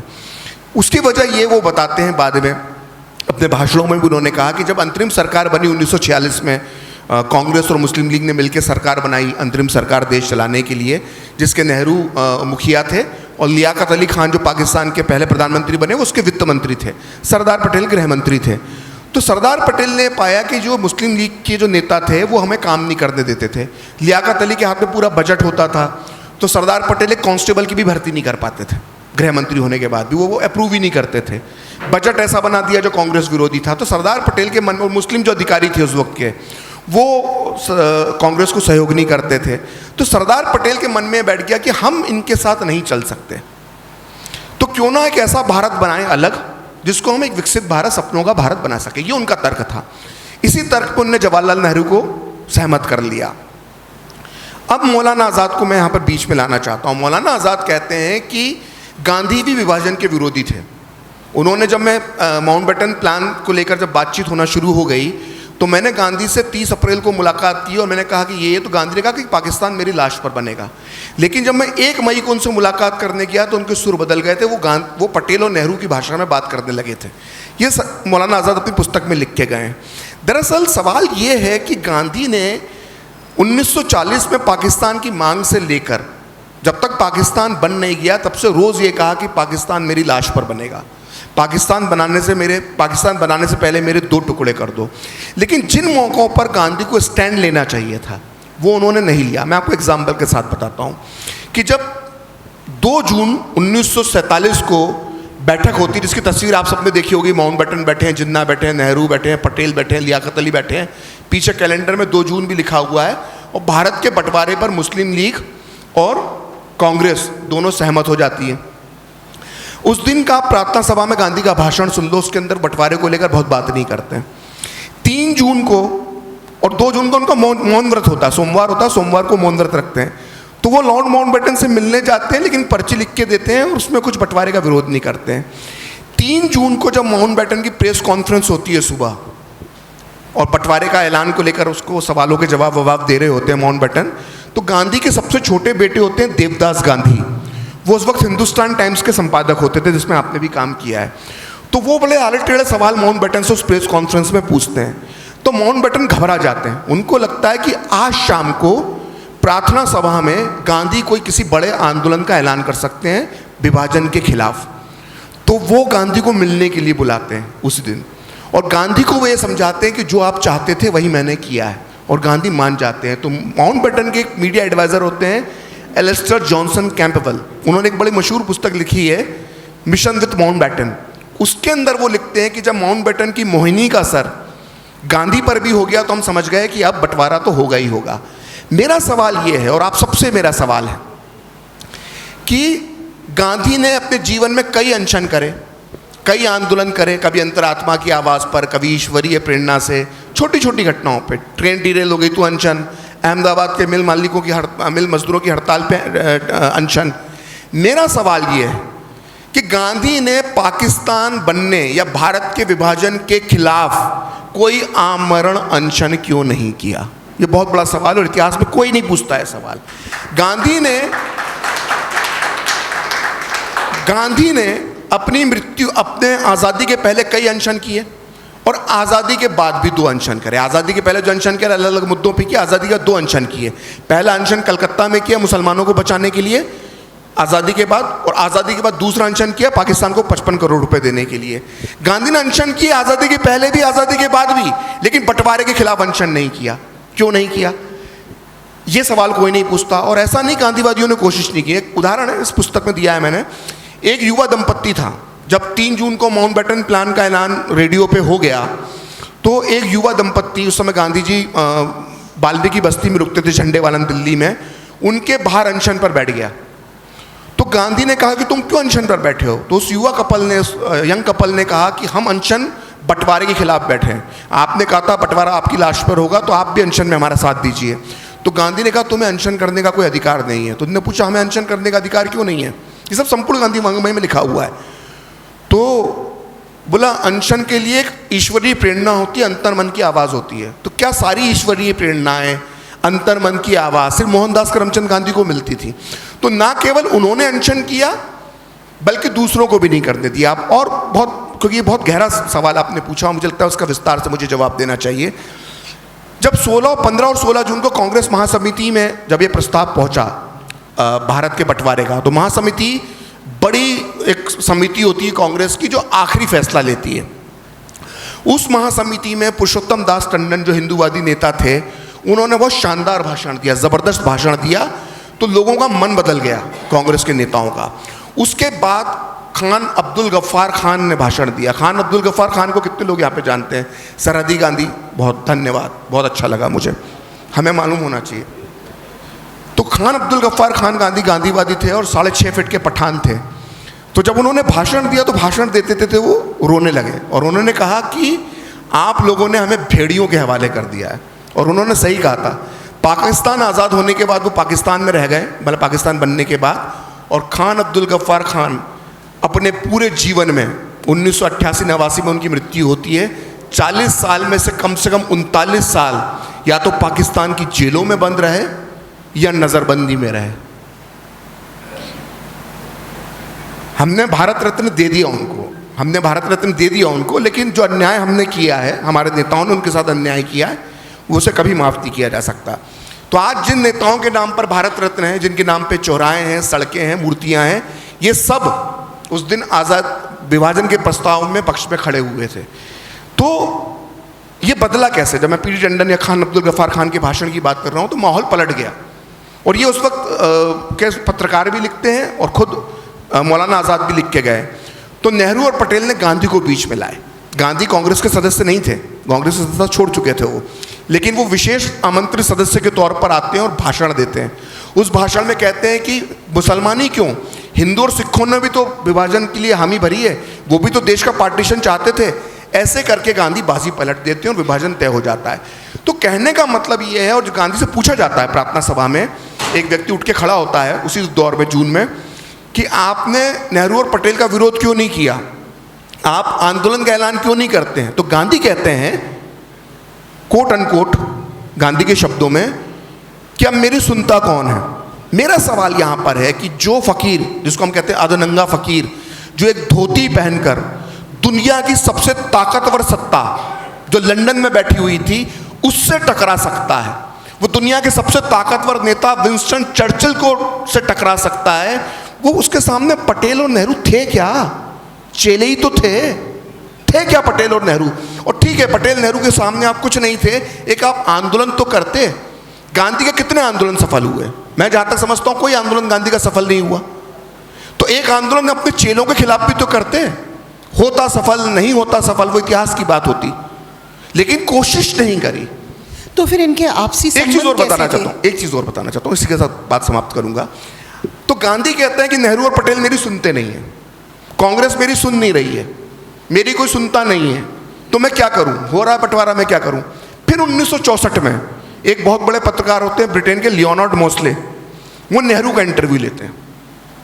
वो पूछते हैं नेहरू से कि आप बंटवारे के लिए सहमत क्यों हो गए?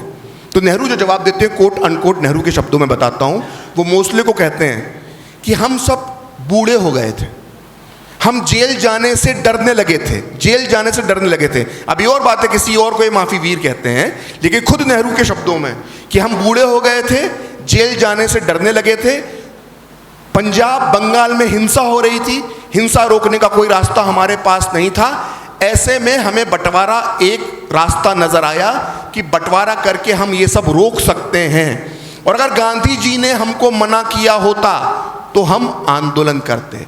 तो या तो गांधी जी झूठ बोल रहे थे कि नेहरू और पटेल मेरी सुनते नहीं है, या 1964 में नेहरू ने झूठ बोला कि गांधी ने हमको रोका नहीं।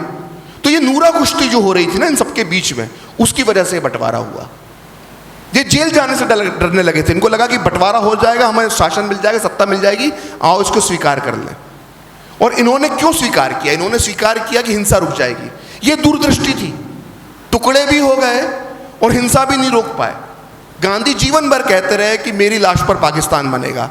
मैं यहाँ पर बार बार कहता हूँ और हर मंच से कहता हूँ कि वो जो 40 लाख लाशें जो गिर गई इस विभाजन में, उनमें से अगर एक लाश भी बोल पाती तो वो यही कहती कि बापू ये पाकिस्तान तुम्हारी लाश पर नहीं, ये मेरी लाश पर बना है।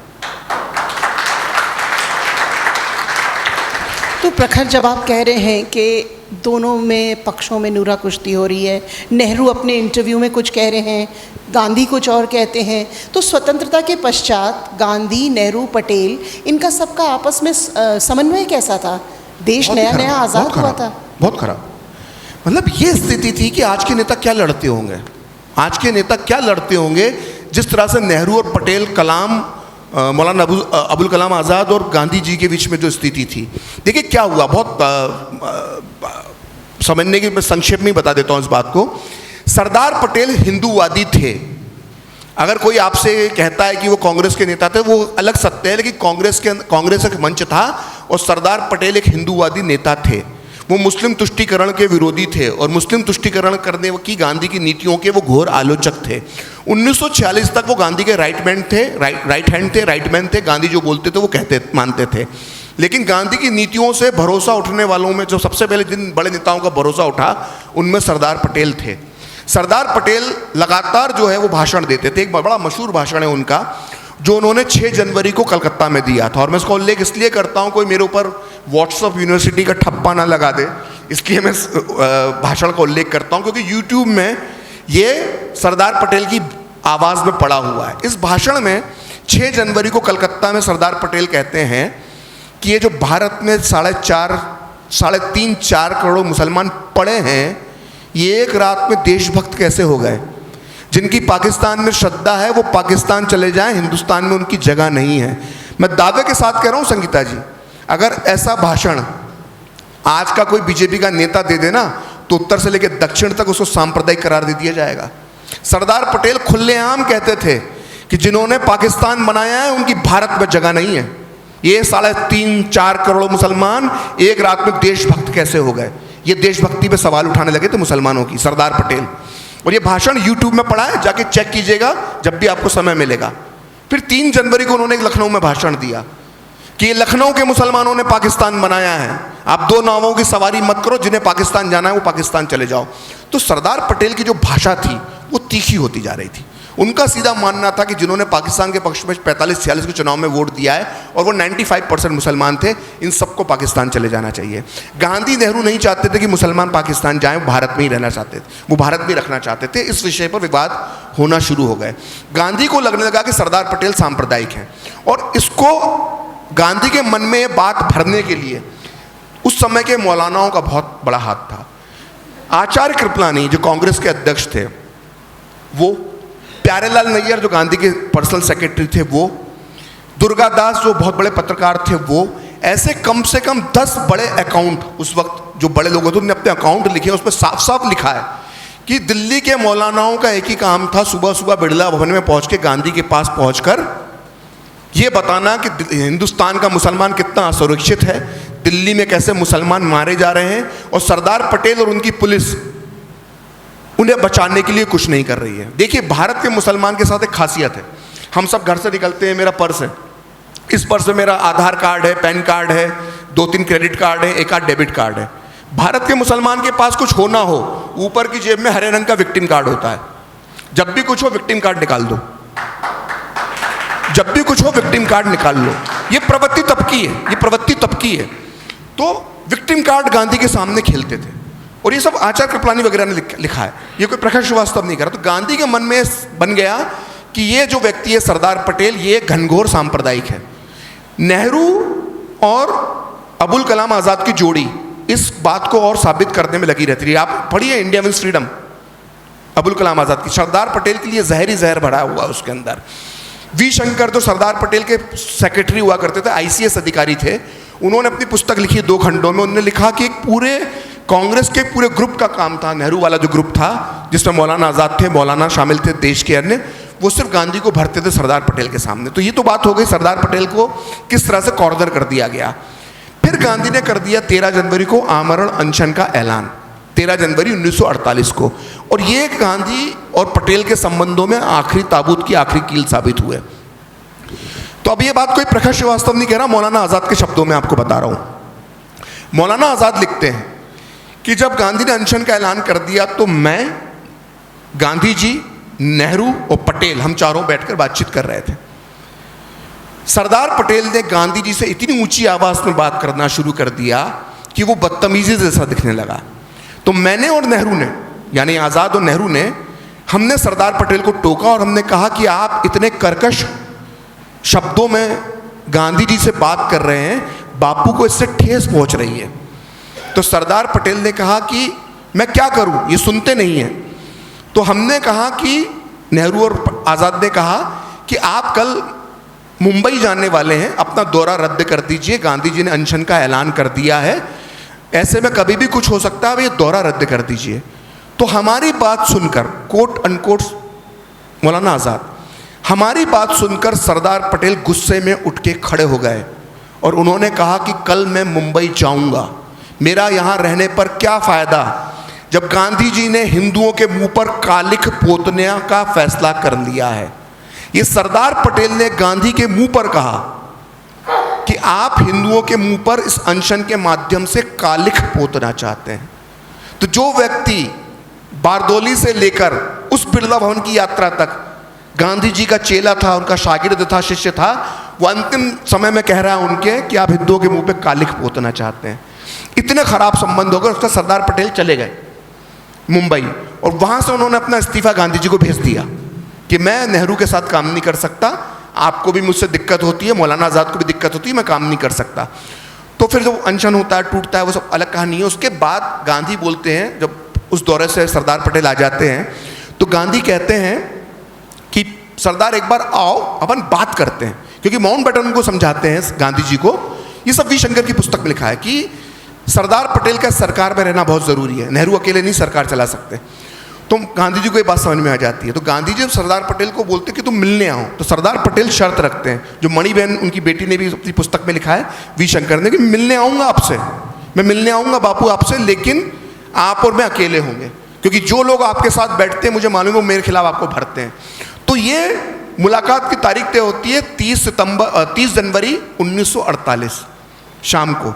तो आप सबको ये मालूम होगा कि गांधी अपने अंतिम समय में जो आखिरी घंटा था सरदार पटेल के साथ मुलाकात कर रहे थे, और बड़ी इंटेंस बातचीत होती है उन दोनों के बीच में, और वो बातचीत इतनी लंबी खिंच जाती है। हम सबको सीखना चाहिए गांधी जी से, वो समय के बड़े पाबंद थे। तो गांधी जी 5 बजे प्रार्थना सभा में पहुंच जाते थे। उस दिन वो बातचीत इतनी गहरी हो गई, इतनी लंबी खिंच गई कि वो देर होना शुरू हुई। तो आपने मूवी के अंदर भी देखा होगा कि आभा बहन उनको घड़ी दिखाती हैं, तो गांधी जी का ध्यान घड़ी पे नहीं जाता। मणिबेन पटेल वहाँ पर मौजूद होती है, जो सरदार पटेल की बेटी होती है, वो समझ जाती है कि आभा बहन घड़ी दिखा रही है, लेट हो रहे हैं गांधी जी। तो वो कहती हैं अपने पिताजी से कि हमें चलना चाहिए, गांधी जी को देरी हो रही है। और गांधी जी फिर उठते हैं और बाहर निकलना शुरू करते हैं। तब तक 5:13-14 हो जाते हैं, और गांधी डांटते हैं आभा और मनु को। आपने मूवी के अंदर भी देखा होगा, उनके संस्मरणों में भी है आभा मनु के, कि तुमने मुझे बताया क्यों नहीं कि हम लेट क्यों हो गए। तो उन्होंने कहा कि आप ज़रूरी बात कर रहे थे इसलिए हमने नहीं बताया। देन वो आते हैं और गोडसे उनको मार देता है। तो ये संबंध थे पटेल और गांधी और नेहरू आपस में। ये आपस में छोटी छोटी बातों के लिए लड़ते थे, ये स्थिति थी। आप कह रहे हैं कि तुष्टीकरण जो है मुसलमानों का, वो बहुत बड़ी वजह रही यहाँ पे गांधी जी से नाराज़गी की। लेकिन ये बात तो हम दशकों बाद भी सुन रहे हैं कि देश के रिसोर्सेज पे पहला अधिकार उनका है। न हालात बदले हैं, न सोच बदली है, तो फिर क्या है ये सारी स्थिति? देखिए, बहुत ही क्यों आवश्यक है ये स्पेशल ट्रीटमेंट? देखिए, हमें ना हमारे साथ दिक्कत है हमारे देश के कुछ राजनीतिज्ञों की, जो लगातार 70-80 साल से चल रही है। असल में हम लोग सबक नहीं सीखते हैं। देखिए क्या होता है कि मैं आपको उदाहरण देके बताता हूँ। राजीव गांधी की हत्या का मैंने जिक्र किया था, चलिए पहले इंदिरा गांधी की हत्या की बात कर लेते हैं। इंदिरा गांधी की हत्या हुई, राजीव गांधी प्रधानमंत्री बने, उन्हीं के बेटे थे। उन्होंने जो अपनी माँ की और अपनी पूर्ववर्ती प्रधानमंत्री इंदिरा गांधी की खालिस्तान पंजाब को लेकर नीतियाँ देखी, और उन्होंने पाया कि इन नीतियों की वजह से मेरी माँ या देश की प्रधानमंत्री की हत्या हुई है, तो उन्होंने उन नीतियों में बदलाव किया। राजीव गांधी ने संत लोंगोवाल से समझौता किया, खालिस्तान की नीति में परिवर्तन लाए, उन्होंने अपनी माँ की नीतियों को बदल दिया। उन्होंने अपनी माँ की हत्या से सबक सीखा। फिर जब राजीव गांधी की हत्या हो गई, नरसिम्हा राव प्रधानमंत्री बने, उन्हीं की पार्टी के थे। उन्होंने देखा कि राजीव गांधी की हत्या की वजह ये थी कि प्रभाकरण और लिट्टे को ये डर था कि अगर राजीव गांधी दोबारा प्रधानमंत्री बन गए तो एक बार फिर से भारतीय फौज को श्रीलंका भेज देंगे। तो नरसिम्हा राव ने ये स्पष्ट किया सार्वजनिक तौर पर कि हमारी सरकार श्रीलंका के मामलों में सैनिक हस्तक्षेप नहीं करेगी, हम सिर्फ संवाद के माध्यम से आपसे बातचीत करेंगे। तो कहने का मतलब ये है कि जब किसी बड़े नेता की हत्या होती है तो उसकी हत्या की वजहों से हम सबक सीखते हैं, अपनी नीतियों में बदलाव लाते हैं। यही हुआ राजीव गांधी और इंदिरा गांधी के केस में। महात्मा गांधी के केस में ये नहीं हुआ। महात्मा गांधी की जब हत्या होती है तो अगर उस वक्त के जो समझदार नेता थे उनको मालूम था कि हत्या क्यों हुई है, अगर वो सही में उनकी नीयत और नीति साफ होती और वो ये पाते जो था कि गांधी की हत्या की वजह मुस्लिम तुष्टीकरण है, तो उन्हें मुस्लिम तुष्टीकरण की नीति पर लगाम लगानी चाहिए थी कि इस नीति की वजह से कोई व्यक्ति इतना आक्रोशित भी हो सकता है कि गांधी जैसे व्यक्ति की हत्या कर सकता है। लेकिन हुआ संगीता जी इसका उल्टा। मुस्लिम तुष्टीकरण की नीति पर लगाम लगाने के बजाय उसे और बढ़ा दिया गया। वो बढ़ती गई और 1990 में के दशक में जब 6 दिसंबर 1992 को बाबरी मस्जिद गिराई जाती है तो ये उसी मुस्लिम तुष्टीकरण की नीति का परिणाम था। अगर हमने गांधी की हत्या से सबक सीखा होता और मुस्लिम तुष्टीकरण की नीतियों पर लगाम लगाई होती तो मैं दावे के साथ कहता हूं कि आज इस देश की जो सांप्रदायिक स्थिति है उससे कहीं बेहतर स्थिति इस देश की होती। हिंदू मुस्लिम रिलेशन आज जिस मुकाम पर है इससे बेहतर हमारे संबंध होते। सिर्फ मुस्लिम तुष्टीकरण की नीति जो गांधी की हत्या का लाभ उठाकर इस देश पर पहले से भी ज़्यादा लाद दी गई। तो फिर गोडसे को अगर महात्मा गांधी से नाराज़गी थी, गांधी से नाराज़गी थी, तो ऐसी ही नाराज़गी जिन्ना से क्यों नहीं थी? देखिए, बड़ा दिलचस्प सवाल है कि बहुत लोग पूछते हैं, कई लोग बोलते हैं ना कि मैं तो देखो किसी चीज़ को आप सही नहीं मानता। कई लोग कहते हैं गोडसे बड़ा देशभक्त था, तो फिर दूसरा पक्ष कहता है अच्छा देशभक्त था तो जिन्ना को क्यों नहीं मारा उसने? भाई गांधी से पहले तो जिन्ना दुश्मन था देश का। बिल्कुल सही बात है, सही सवाल है। भाई इतने ही देशभक्त हो तो पहले जिन्ना को मारते ना। संगीता जी मारने की कोशिश की थी उसने जिन्ना को। गोडसे ने जिन्ना को मारने की कोशिश की थी। असल में जो पहला प्लान था गोडसे और आप्टे का वो ये था कि पाकिस्तान का जो संस्थापक है जिन्ना, इसको मारा जाए। और ये चर्चाएं पूना के सर्किल के अंदर ये चर्चाएं करते थे। तो उस समय मदन मोहन मालवीय, BHU के जो संस्थापक हम जिनको कहते हैं, उनके बेटे थे गोविंद मालवीय। उनको एक खबर लग गई कि पूना में 2 युवा हैं, नाथूराम गोडसे और नारायण आप्टे, जिन्ना को मारने का प्लान बना रहे हैं लेकिन सफल नहीं हो पा रहे हैं।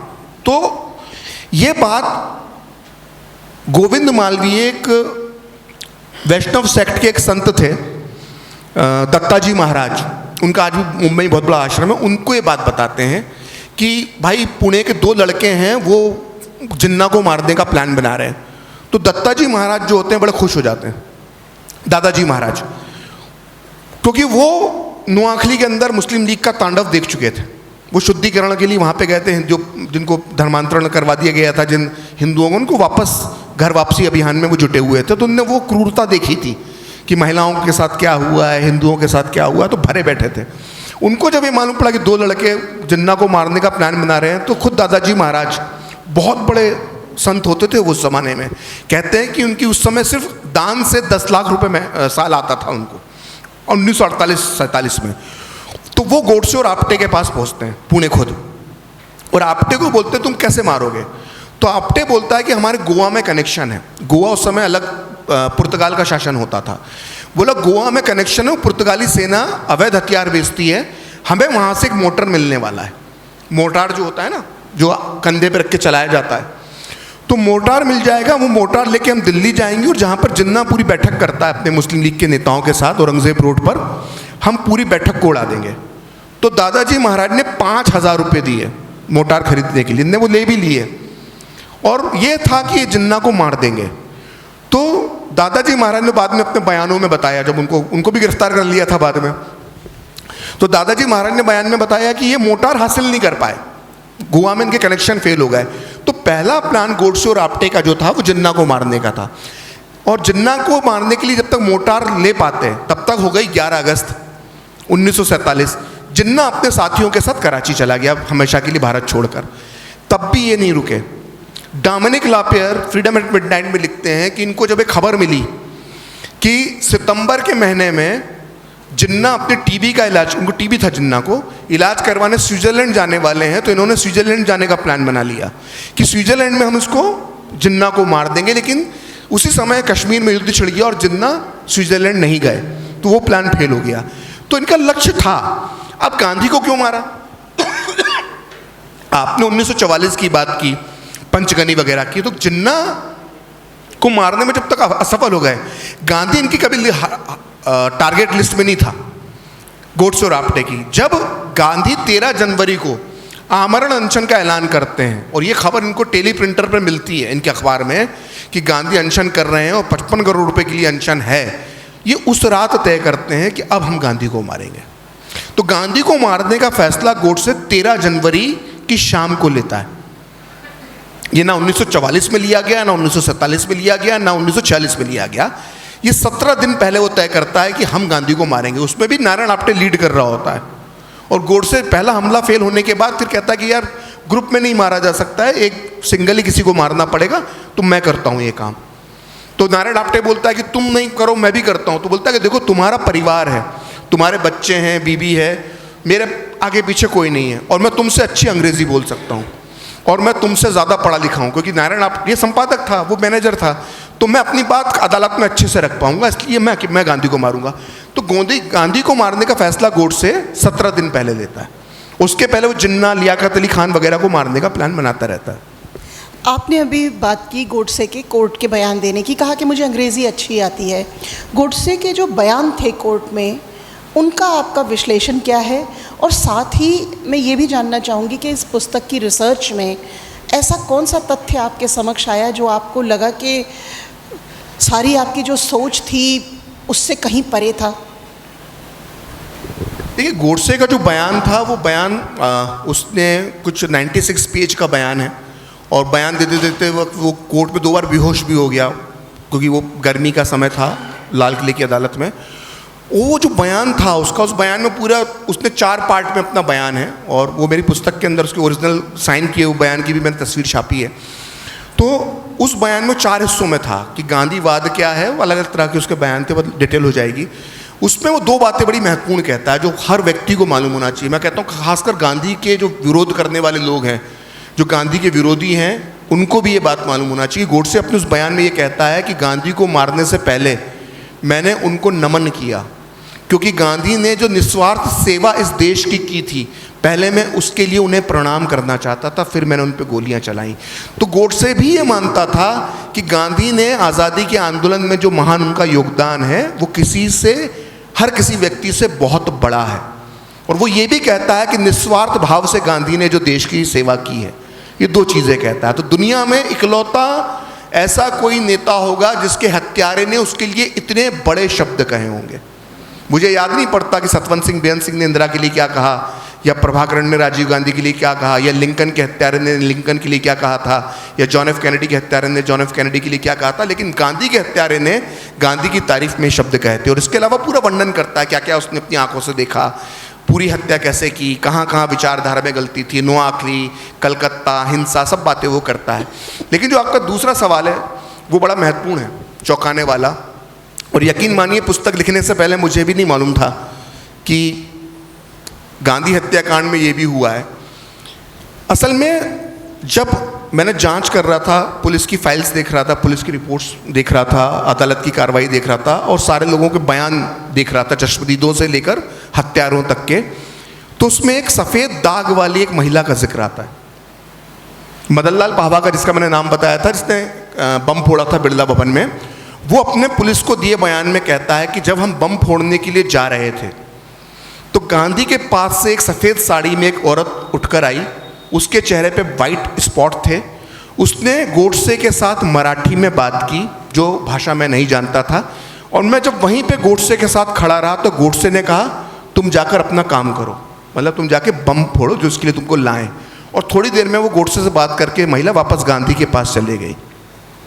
एक महिला का जिक्र आया, मैं अचानक चौंक गया। ये मदन लाल पाहवा का जो आधिकारिक बयान है पुलिस के सामने, मजिस्ट्रेट के सामने, उसके अंदर उस औरत का जिक्र आता है। फिर जब मैं और रिसर्च में गया तो एक जगह पर प्रोफेसर जैन, जो एक और गवाह थे, वो ये कहते हैं कि मुझे इन लोगों ने बताया कि गांधी के कैंप में, यानी गांधी का जो कोठरी थी, जो गांधी के सहयोगी थे, उनमें एक महिला है जो हमें सारी खबर देती है और हमारे संपर्क में है। वो ये लिखित बयान में आते हैं। अब मेरा सवाल, आज तक मुझे उसका जवाब नहीं मिला, इतना रिसर्च करने के बाद भी, शायद मुझे मिल भी नहीं पाएगा, कि वो औरत कौन थी जो गांधी के पास। गांधी, देखिए, हर कोई गांधी तक पहुंच नहीं पाता था। बड़े बड़े उस वक्त के नेता 10-10, 15-15 दिन की वेटिंग होती थी गांधी से मिलने के लिए। गांधी का मिनट तय होता था कब किससे मिलना है, और गांधी का करीबी बनना इतना आसान नहीं था। तो कौन औरत थी जो गांधी के इतने करीब थी, जिसका जिक्र मदन लाल पाहवा कर रहा है? और अगर मदन लाल पाहवा झूठ बोल रहा है पुलिस के दबाव में, तो पुलिस किस औरत को फंसवाना चाहती थी? और कोर्ट में जब ये केस जाता है तो उस औरत का जिक्र पुलिस क्यों नहीं करती है अपनी चार्जशीट में? ये बहुत बड़ी बात है। गांधी के और दूसरी बात, पृथ्वीराज कपूर को कितने लोग जानते हैं? अरे पृथ्वीराज कपूर राज कपूर के पिताजी, करीना कपूर के परदादा। ठीक है, पृथ्वीराज कपूर का नाम क्यों आया? तो दिल्ली पुलिस गांधी की हत्या के बाद इस केस में पृथ्वीराज कपूर को फंसाना चाहती थी। गांधी हत्याकांड में पृथ्वीराज कपूर को फंसाना चाहती थी। अब इसकी क्या वजह हो सकती है, मैं पहले बताता हूं क्यों।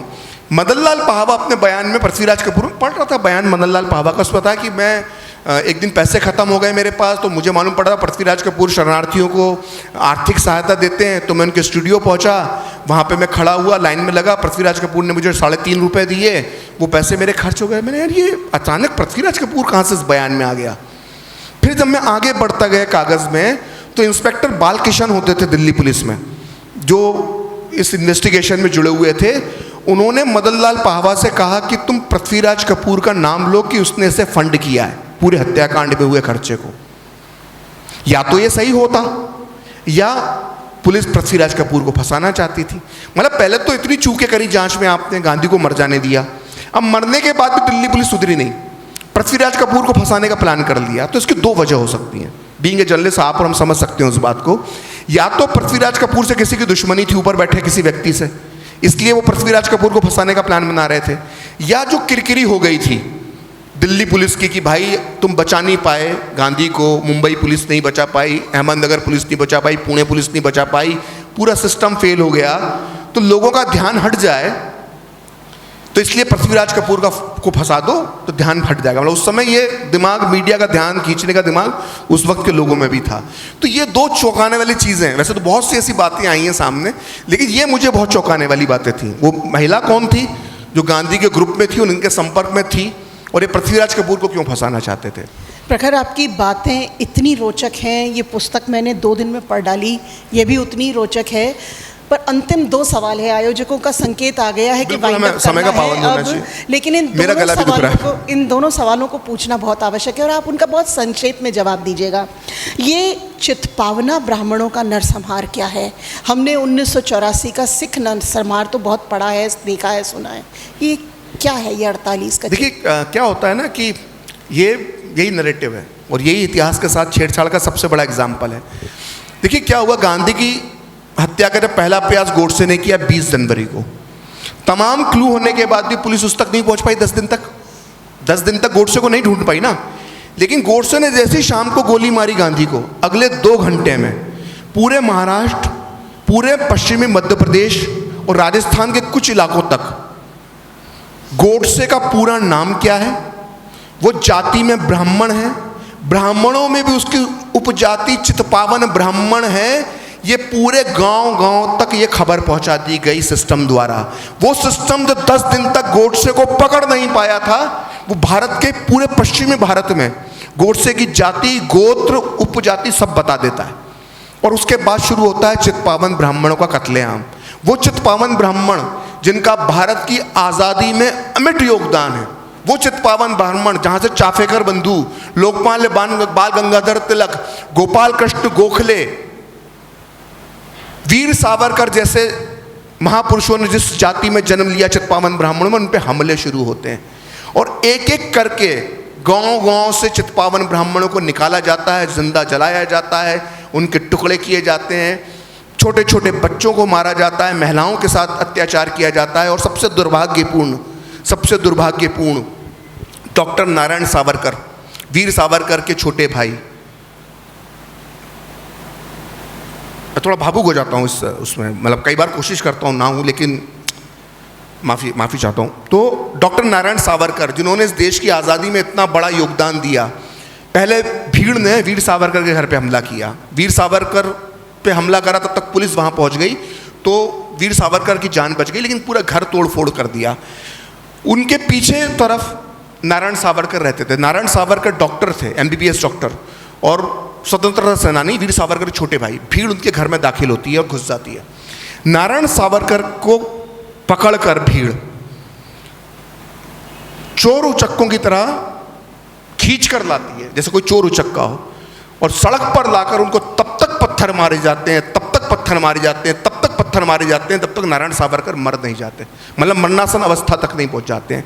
वो इतने घायल हो जाते हैं कि उसके बाद वो जीवित नहीं बचते, कुछ महीनों बाद उनका निधन हो जाता है। तो जो मॉब लिंचिंग सुनते हो ना आप लोग कि इधर दादरी में हो गई, ये अलीगढ़ में हो गई, ये यहाँ पर हो गई, भारत की आज़ाद भारत की अगर कोई पहली मॉब लिंचिंग है तो वो डॉक्टर नारायण सावरकर के साथ हुई थी। और वो मॉब लिंचिंग करने वाले कोई और नहीं थे, वो गांधीवादी थे, कांग्रेसी थे। लेकिन इतिहास में इस सत्य को छुपाया जाता है। हमारा नैरेटिव असल में, मैं ब्राह्मण नहीं हूँ, मैं ब्राह्मण नहीं हूँ। लोग मुझ पर आरोप लगाते हैं कि वो सोचते हैं श्रीवास्तव ब्राह्मण होगा, मैं ब्राह्मण नहीं हूँ, मैं कायस्थ समाज से आता हूँ। मैं बार बार कहता हूँ कि हमारा जो नैरेटिव है हमारी राजनीति का, उसमें ये नैरेटिव को सूट नहीं करता है कि इस देश में ब्राह्मण भी कभी अत्याचार का शिकार हुआ होगा, कभी ब्राह्मणों की महिलाओं के साथ भी गलत काम हुआ होगा, कभी ब्राह्मणों के बच्चों को भी जिंदा जलाया गया होगा। ये हमारे राजनीतिक नैरेटिव को सूट नहीं करता है, इसलिए चित्पावन ब्राह्मणों का जो नरसंहार हुआ उसके रिकॉर्ड मिटा दिए गए। मैंने पूरी कोशिश करी, मैं नहीं पहुंच पाया। और मैं आपको इस बात के साथ अपनी बात खत्म करूंगा। मेरा दोस्त है रविंद्र भजनी, दैनिक भास्कर में मेरे साथ काम करता था, मेरा 25 साल पुराना दोस्त है। मेरी पुस्तक पढ़ने के बाद उसने बोला प्रखर तेरे को मालूम है मेरा सरनेम भजनी नहीं है। मैंने क्या सरनेम है, मुझे क्या मालूम। बोला मेरा सरनेम जो है वो जोशी था। तो मैंने, मुझे क्यों बता रहे हो? बोला इसलिए बता रहा हूँ कि जब ब्राह्मणों पे हमले हुए, वो मराठी ब्राह्मण है, तो मेरे दादाजी पे भी हमला हुआ था। हमने अपना गांव छोड़ दिया और गांव छोड़ के हमें लगा कि इंदौर एक सेफ जगह है, वहाँ पर आकर बस गए। लेकिन तब भी हमें डर था कि हम महाराष्ट्रियन ब्राह्मण हैं, हम पर हमला हो सकता है।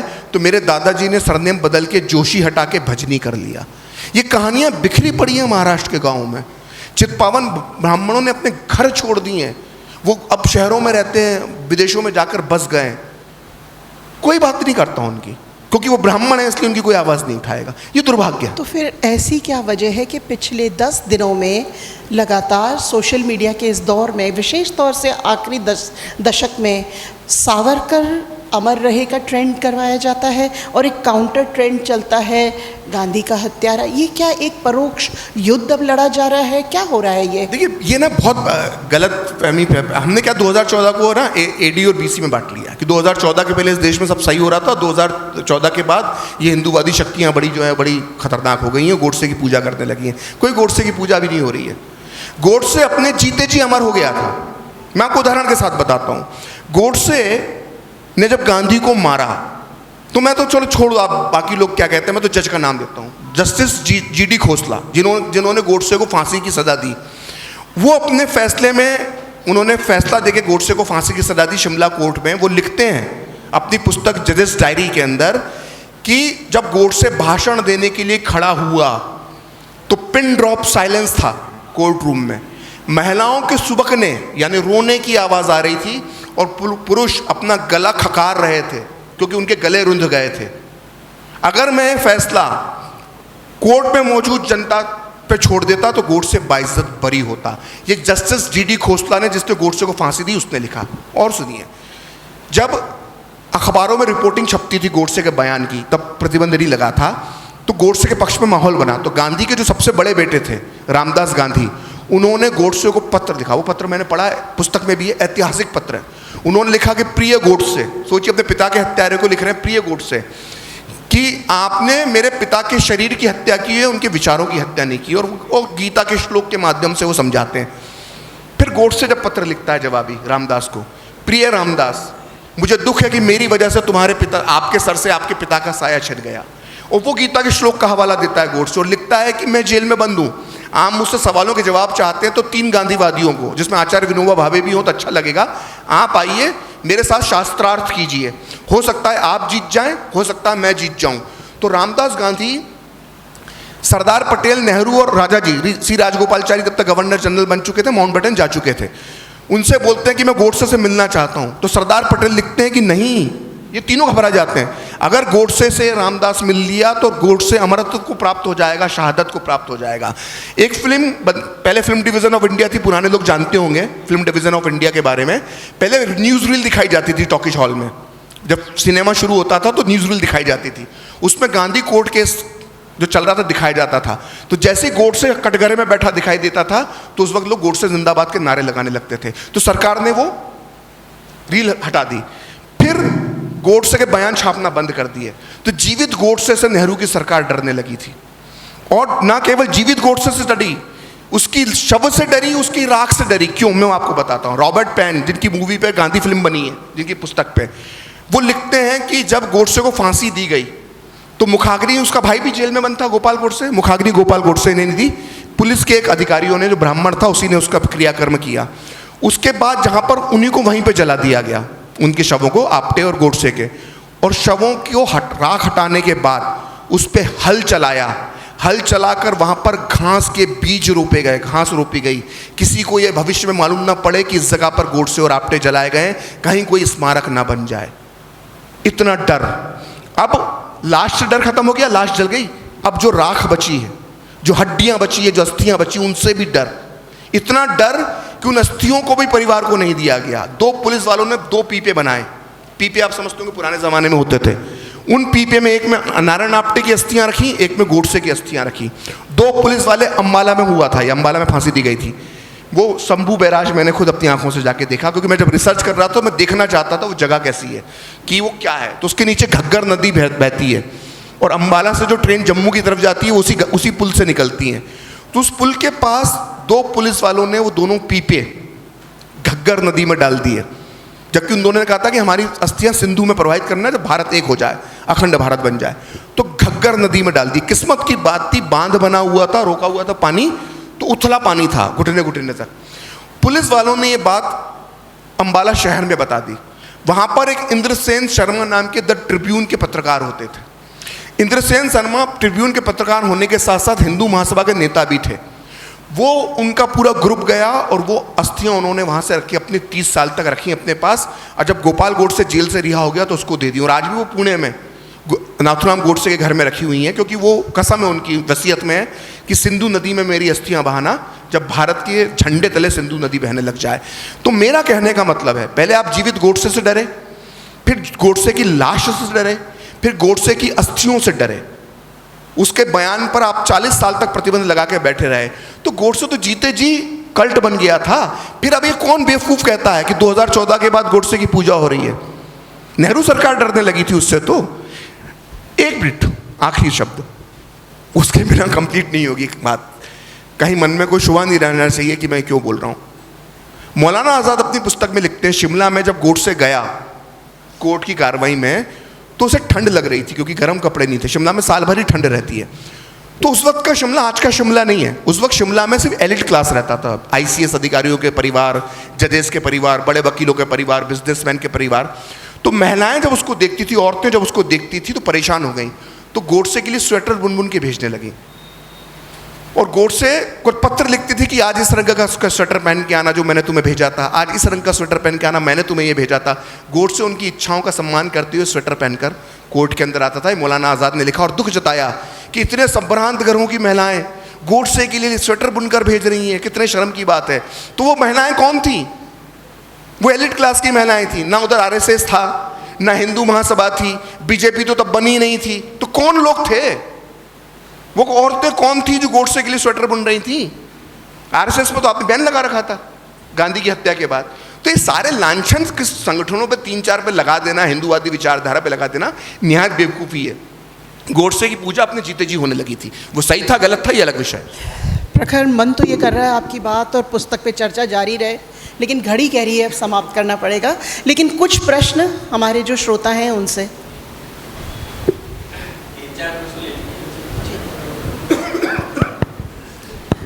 अभिमन्यु जी। की हत्या के बाद राजनीतिक रोटियां सेकी गई और देश का राजनीतिक परिदृश्य बदल गया। आपने सामाजिक परिदृश्य पे थोड़ा सा प्रकाश डाला है, मैं राजनीतिक परिदृश्य की बात कर रहा हूँ। राजनीतिक परिदृश्य बदल गया, तुष्टीकरण की नीति, किसी एक विशेष समूह को चढ़ाना और किसी को तुष्टीकरण करना। अगर गांधी की हत्या न होती तो राजनीतिक परिदृश्य पर क्या प्रभाव आप सोचते हो, हम जानना चाहते हैं। बहुत अच्छे तथ्य रखे हैं, उसके लिए धन्यवाद आपको। आपके बहुत बहुत धन्यवाद। बहुत अच्छा सवाल आपने पूछा। देखिए क्या होता है, हमारा देश बड़ा भावनात्मक देश है। हम लोग, जो हमारी प्रजाति है, बड़ी भावुक प्रजाति होती है। जो गांधी की लोकप्रियता जो गिर रही थी, हत्या के बाद वो अचानक एक सिंपैथी का भाव आ जाता है। हमने 84 में देखा कैसे इंदिरा गांधी की हत्या के बाद आज तक इतिहास में कांग्रेस को इतनी सीटें नहीं मिली जितनी मिली। राजीव गांधी की हत्या के बाद वो चुनाव 3 राउंड में हुआ था, तो पहले राउंड में कांग्रेस हार गई थी, लेकिन बाकी 2 राउंड के अंदर कांग्रेस को ऐसी बढ़त मिली कि वो बहुमत के करीब करीब पहुंच गई थी। ये हमारे देश की राजनीति में हमेशा होता आया है। तो गांधी की हत्या ने राजनीतिक परिदृश्य ऐसे बदला कि नेहरू को खुला मैदान मिल गया। वो कैसे मिला, पार्टी के अंदर कैसे मिला? पहले तो कांग्रेस पार्टी में की बात कर लें। जो सरदार पटेल और बाकी हिंदूवादी नेता थे, पीडी टंडन टाइप, उनसे जो नेहरू को चुनौती मिल रही थी वो चुनौती मिलना बंद हो गई, क्योंकि सरदार पटेल गृह मंत्री थे और गांधी की सुरक्षा वो नहीं कर पाए, ऐसा आरोप उन पे जब लगा तो वो कॉर्नर हो गए। और जयप्रकाश नारायण, जिनको हम जेपी के नाम से जानते हैं, जिन्होंने इमरजेंसी के बाद इमरजेंसी के पहले जो आंदोलन चलाया था, तो जयप्रकाश नारायण और राम मनोहर लोहिया दोनों ने मिलके सरदार पटेल के इस्तीफे की मांग में एक बहुत बड़ा आंदोलन गांधी की हत्या के बाद चलाया और ये कहा कि ये व्यक्ति बुजुर्ग है, इससे गृह मंत्रालय संभल नहीं सकता, इसको इस्तीफा देना चाहिए। इसी की वजह से गांधी मारे गए हैं। और ये आंदोलन चलाने वाले जयप्रकाश नारायण थे और राम मनोहर लोहिया थे, और कहते हैं ये नेहरू के इशारे पर हो रहा था। ये दस्तावेज कहते हैं, आईबी की रिपोर्ट कहती है। खैर, तो इससे सरदार पटेल को इतना धक्का लगा कि गांधी की हत्या के कुछ दिनों बाद, मार्च के महीने में, मतलब फरवरी और मार्च 1.5 महीने बाद, एक खतरनाक किस्म का हार्ट अटैक सरदार पटेल को आया। वो सिर्फ इसलिए बच गया कि वहाँ पर डॉक्टर सुशीला नैयर, जो स्वयं एक MBBS डॉक्टर थी, वो उनके साथ लंच कर रही थी, तो डाइनिंग टेबल पे हार्ट अटैक आया और सुशीला नैयर ने उनको उस समय इलाज देकर उनको बचा लिया। अगर सुशीला नैयर वहाँ पर नहीं होती तो सरदार पटेल का भी देहांत हो जाता। तो वो सदमे में चले गए और उसके बाद सरदार पटेल कभी स्वास्थ्य के तौर पर उबर नहीं पाए। उसके बाद उनको 5 महीना देहरादून में जाके रहना पड़ा अपने स्वास्थ्य लाभ के लिए। तो कांग्रेस में नेहरू की लाइन क्लियर हो गई। इसके बाद नेहरू को मौका मिल गया हिंदुत्व की विचारधारा को कुचलने का। हिंदुत्व की विचारधारा में अचानक उफान आया था। अगर मैं यहाँ पर राष्ट्रीय स्वयंसेवक संघ का जिक्र करूँ तो गांधी की हत्या के पहले, जो भारत के विभाजन में जो संघ ने जिस तरह से शरणार्थियों की जो मदद की थी, वो ऐतिहासिक कार्य है। मतलब जान पर खेलकर जब सारे पाकिस्तान से सारे कांग्रेसी डर डर के भागकर आ गए थे, तब संघ के कार्यकर्ता वहां पर जमे रहे और इस्लामी जिहादियों से बचा कर हिंदू महिलाओं को, हिंदू स्त्रियों को, हिंदू बच्चियों को, उनकी अस्मतें बचा के और उनकी इज्जत बचा के सुरक्षित भारत लेकर आए। तो संघ ने जो सेवा कार्य किया था, वो उसका उदाहरण शायद मानव सभ्यता के इतिहास में बहुत कम ऐसे संगठन होंगे जिसने किसी त्रासदी के अंदर इतना बड़ा काम किया हो। तो संघ की जो छवि महाराष्ट्र और उसके आसपास थी, वो अखिल भारतीय स्तर पर उभर कर आ गई थी। नेहरू के लिए थ्रेट था संघ बहुत बड़ा। नेहरू लगातार, अगर आप देखेंगे, 22 जनवरी के इसमें मैंने लिखे हैं भाषण, चैप्टर है संघ को क्यों फंसाया, नेहरू का बदला। पूरे जनवरी के भाषण, वैसे तो हमेशा संघ को वो उल्टा सीधा बोलते थे। जनवरी 1948, गांधी के 1 महीने, हत्या के 1 महीने पहले, कम से कम 15 ऐसे नेहरू के बयान हैं जिसमें वो संघ को कुचल देने की बात करते हैं। आखिरी बयान उनका 28 जनवरी को आता है अमृतसर में। वो कहते हैं मैं संघ को कुचल दूंगा। तो गुरु गोलवलकर जवाब में कहते हैं कि संघ किसी के कुचलने से कुचलता नहीं है, वो अपनी शक्ति से आगे बढ़ता है, समाज की शक्ति से आगे बढ़ता है। तो ये काउंटर दोनों के बीच में हो चुका था। तो गांधी की हत्या जैसे ही होती है तो बिना किसी सबूत के आधार पे संघ पे प्रतिबंध लगा दिया जाता है। तो आपने सबसे बड़ा जो हिंदुओं की आवाज़ उठाने वाले संगठन था, उसको आपने साइड कर दिया। हिंदू महासभा को आप, चूंकि हिंदू महासभा से तो जुड़ा हुआ ही था ही गोड से, तो आपने वो उसको ख़त्म कर दिया। वीर सावरकर, जो जिनके पास अभी भी राजनीतिक जीवन जिनका बचा हुआ था, उनको आपने गांधी हत्याकांड में गिरफ्तार करके गोडसे के साथ लाल किले के अंदर बंद कर दिया। तो अंदरूनी तौर पर सावरकर भी टूट गए। सावरकर जब बाइज्जत बरी हुए लाल किले की अदालत से, जस्टिस आत्माचरण ने उनको जब बरी किया, तो सावरकर के लिए भोपटकर, जो उनके वकील थे, हिंदू महासभा के अध्यक्ष, ने पत्र लिखा कि आप आगे क्या करेंगे और हम आगे की रणनीति ये वो। बोला मुझे अब इस राजनीतिक जीवन से संन्यास लेना है, मेरा मन भर गया। तो वीर सावरकर जैसे व्यक्ति को अंदर तक आपने तोड़ दिया, झूठे आरोप लगाकर।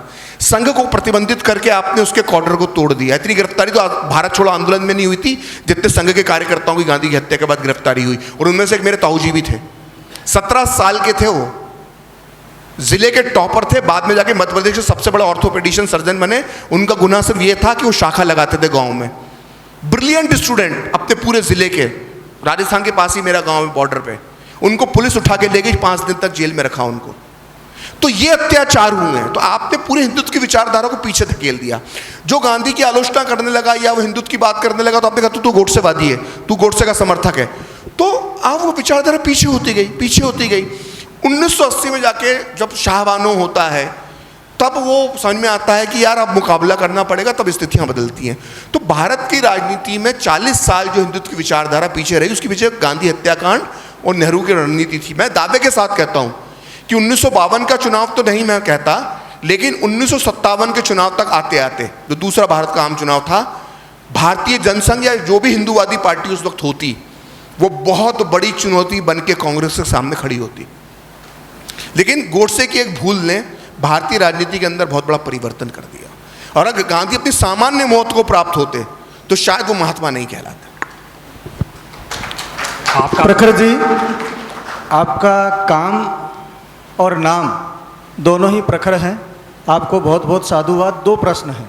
आपकी पुस्तक के पृष्ठ संख्या 6 पे नेहरू को प्रधानमंत्री बनाना गांधी जी की कूटनीतिक रचना थी। एक तो उसके बारे में जिसने भारत के भवितव्य को बदल दिया, और दूसरा पृष्ठ संख्या 121 पे गांधी का कुरान प्रेम, जिसमें वो हिंदू शरणार्थियों को कुरान पढ़ाया करते थे, उसके बारे में कुछ जानना चाहते।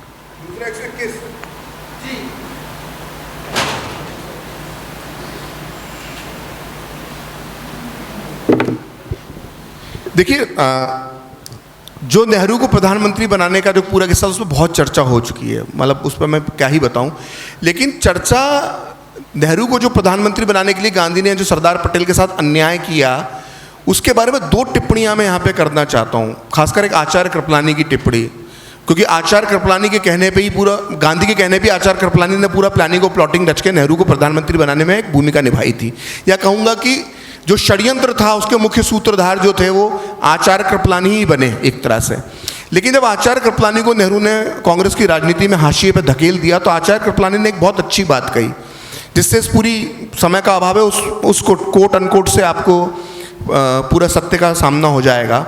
आचार्य कृपलानी ने अपना अपराध स्वीकार करते हुए अपनी पुस्तक में लिखा कि जब नेहरू को इस तरह से कांग्रेस अध्यक्ष बनाया गया तो ये बहुत बड़ी भूल थी, लेकिन भविष्य में क्या होगा ये हम कैसे जान सकते हैं। जैसे ऑस्ट्रिया के राजकुमार ड्यूक फर्नांडिस की हत्या से प्रथम विश्व युद्ध हो जाएगा और लाखों लोग, करोड़ों लोग मारे जाएंगे, इसकी कल्पना कोई पहले से कैसे कर सकता था। तो इसमें 2 बातें हैं। पहली बात, आचार्य कृपलानी नेहरू के प्रधानमंत्री, मतलब जबरन प्रधानमंत्री बनाने की तुलना ड्यूक फार्डिनेंड की हत्या से कर रहे हैं, जिसकी वजह ऑस्ट्रिया का राजकुमार था, क्राउन प्रिंस था। और दूसरी बात वो कह रहे हैं, मतलब ड्यूक फार्डिनेंड की तुलना वो एक तरह से सरदार पटेल से कर रहे हैं कि सरदार पटेल की बलि ले ली गई। और दूसरी बात कह रहे हैं कि जिसकी वजह से प्रथम विश्व युद्ध हुआ और करोड़ों लोग मारे गए, इस दुर्घटना की हम कैसे कल्पना कर सकते हैं। तो वो बता रहे हैं कि कितने नुकसान हुआ, और उन्होंने एक शब्द इस्तेमाल किया, दुर्घटना, यानी एक्सीडेंटल। तो नेहरू इस देश के पहले एक्सीडेंटल प्राइम मिनिस्टर थे, मनमोहन सिंह नहीं थे।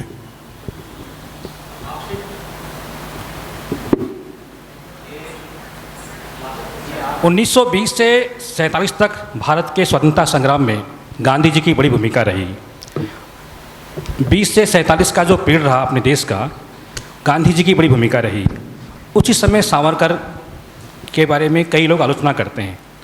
2 विश्व युद्ध उस समय हुए, दोनों विश्व युद्ध में गांधी जी ब्रिटेन के पक्ष में थे।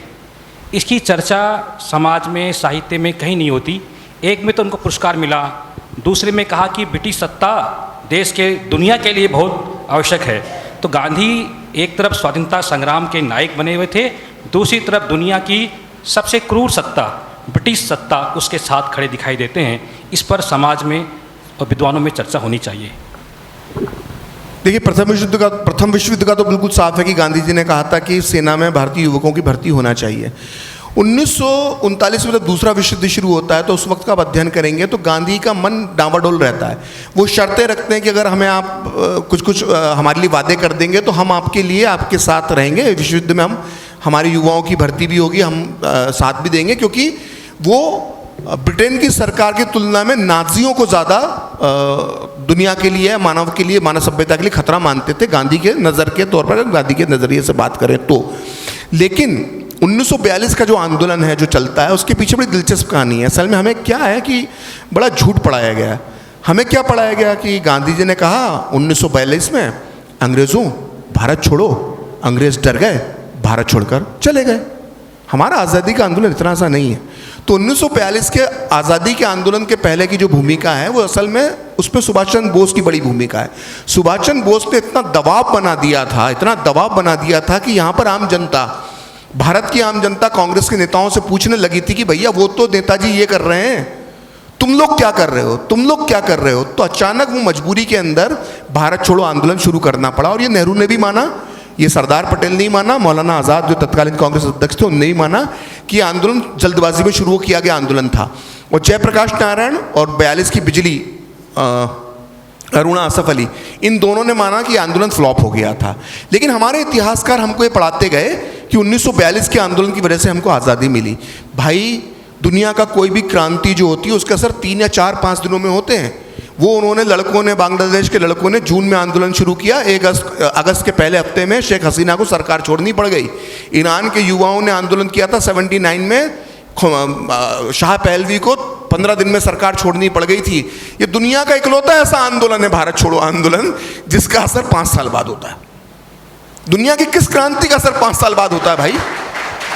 तो भारत, ये जो दूसरा विश्व युद्ध आपने बताया, ये भारत छोड़ो आंदोलन जो माना जाता है अंग्रेजों के खिलाफ, तो ये भी फ्लॉप आंदोलन था, ये मजबूरी में शुरू किया हुआ आंदोलन था। इसका भारत की आज़ादी में मिनिमल योगदान है। ये खुद कह चुके हैं एटली, जो जिन्होंने भारत को आज़ादी दी अपनी साइन से, ब्रिटेन के प्रधानमंत्री, उन्होंने बाद में कहा, एक ने पूछा कि आपने भारत छोड़ो आंदोलन की वजह से आज़ादी दी, बोले नहीं।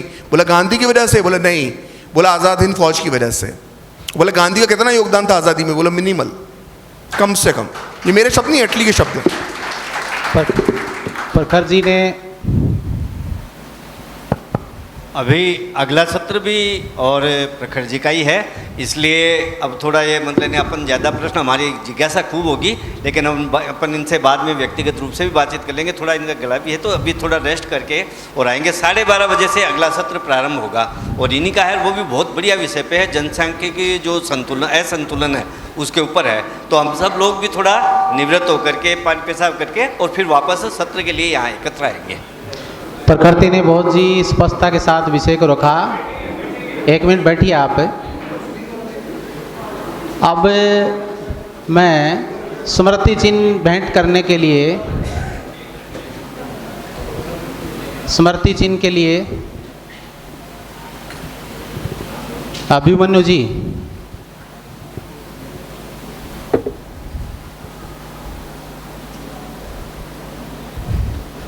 इनको ये डॉक्टर अवधेश जी शर्मा से मैं आग्रह करता हूं कि आप आएँ और आज के हमारे मुख्य वक्ता प्रखर जी श्रीवास्तव को स्मृति चिन्ह भेंट कर उनका स्वागत करें।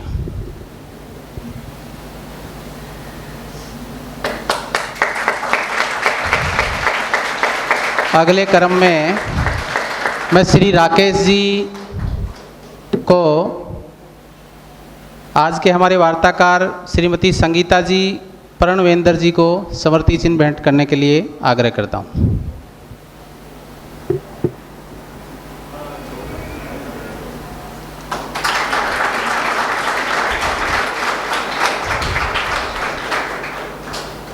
जैसा कि अभी भाई साहब ने बताया, ठीक 10 मिनट पश्चात 12:30 बजे से अगला सत्र प्रारंभ होना है और अगला सत्र भी हमारे मुख्य वक्ता प्रखर जी ही लेंगे।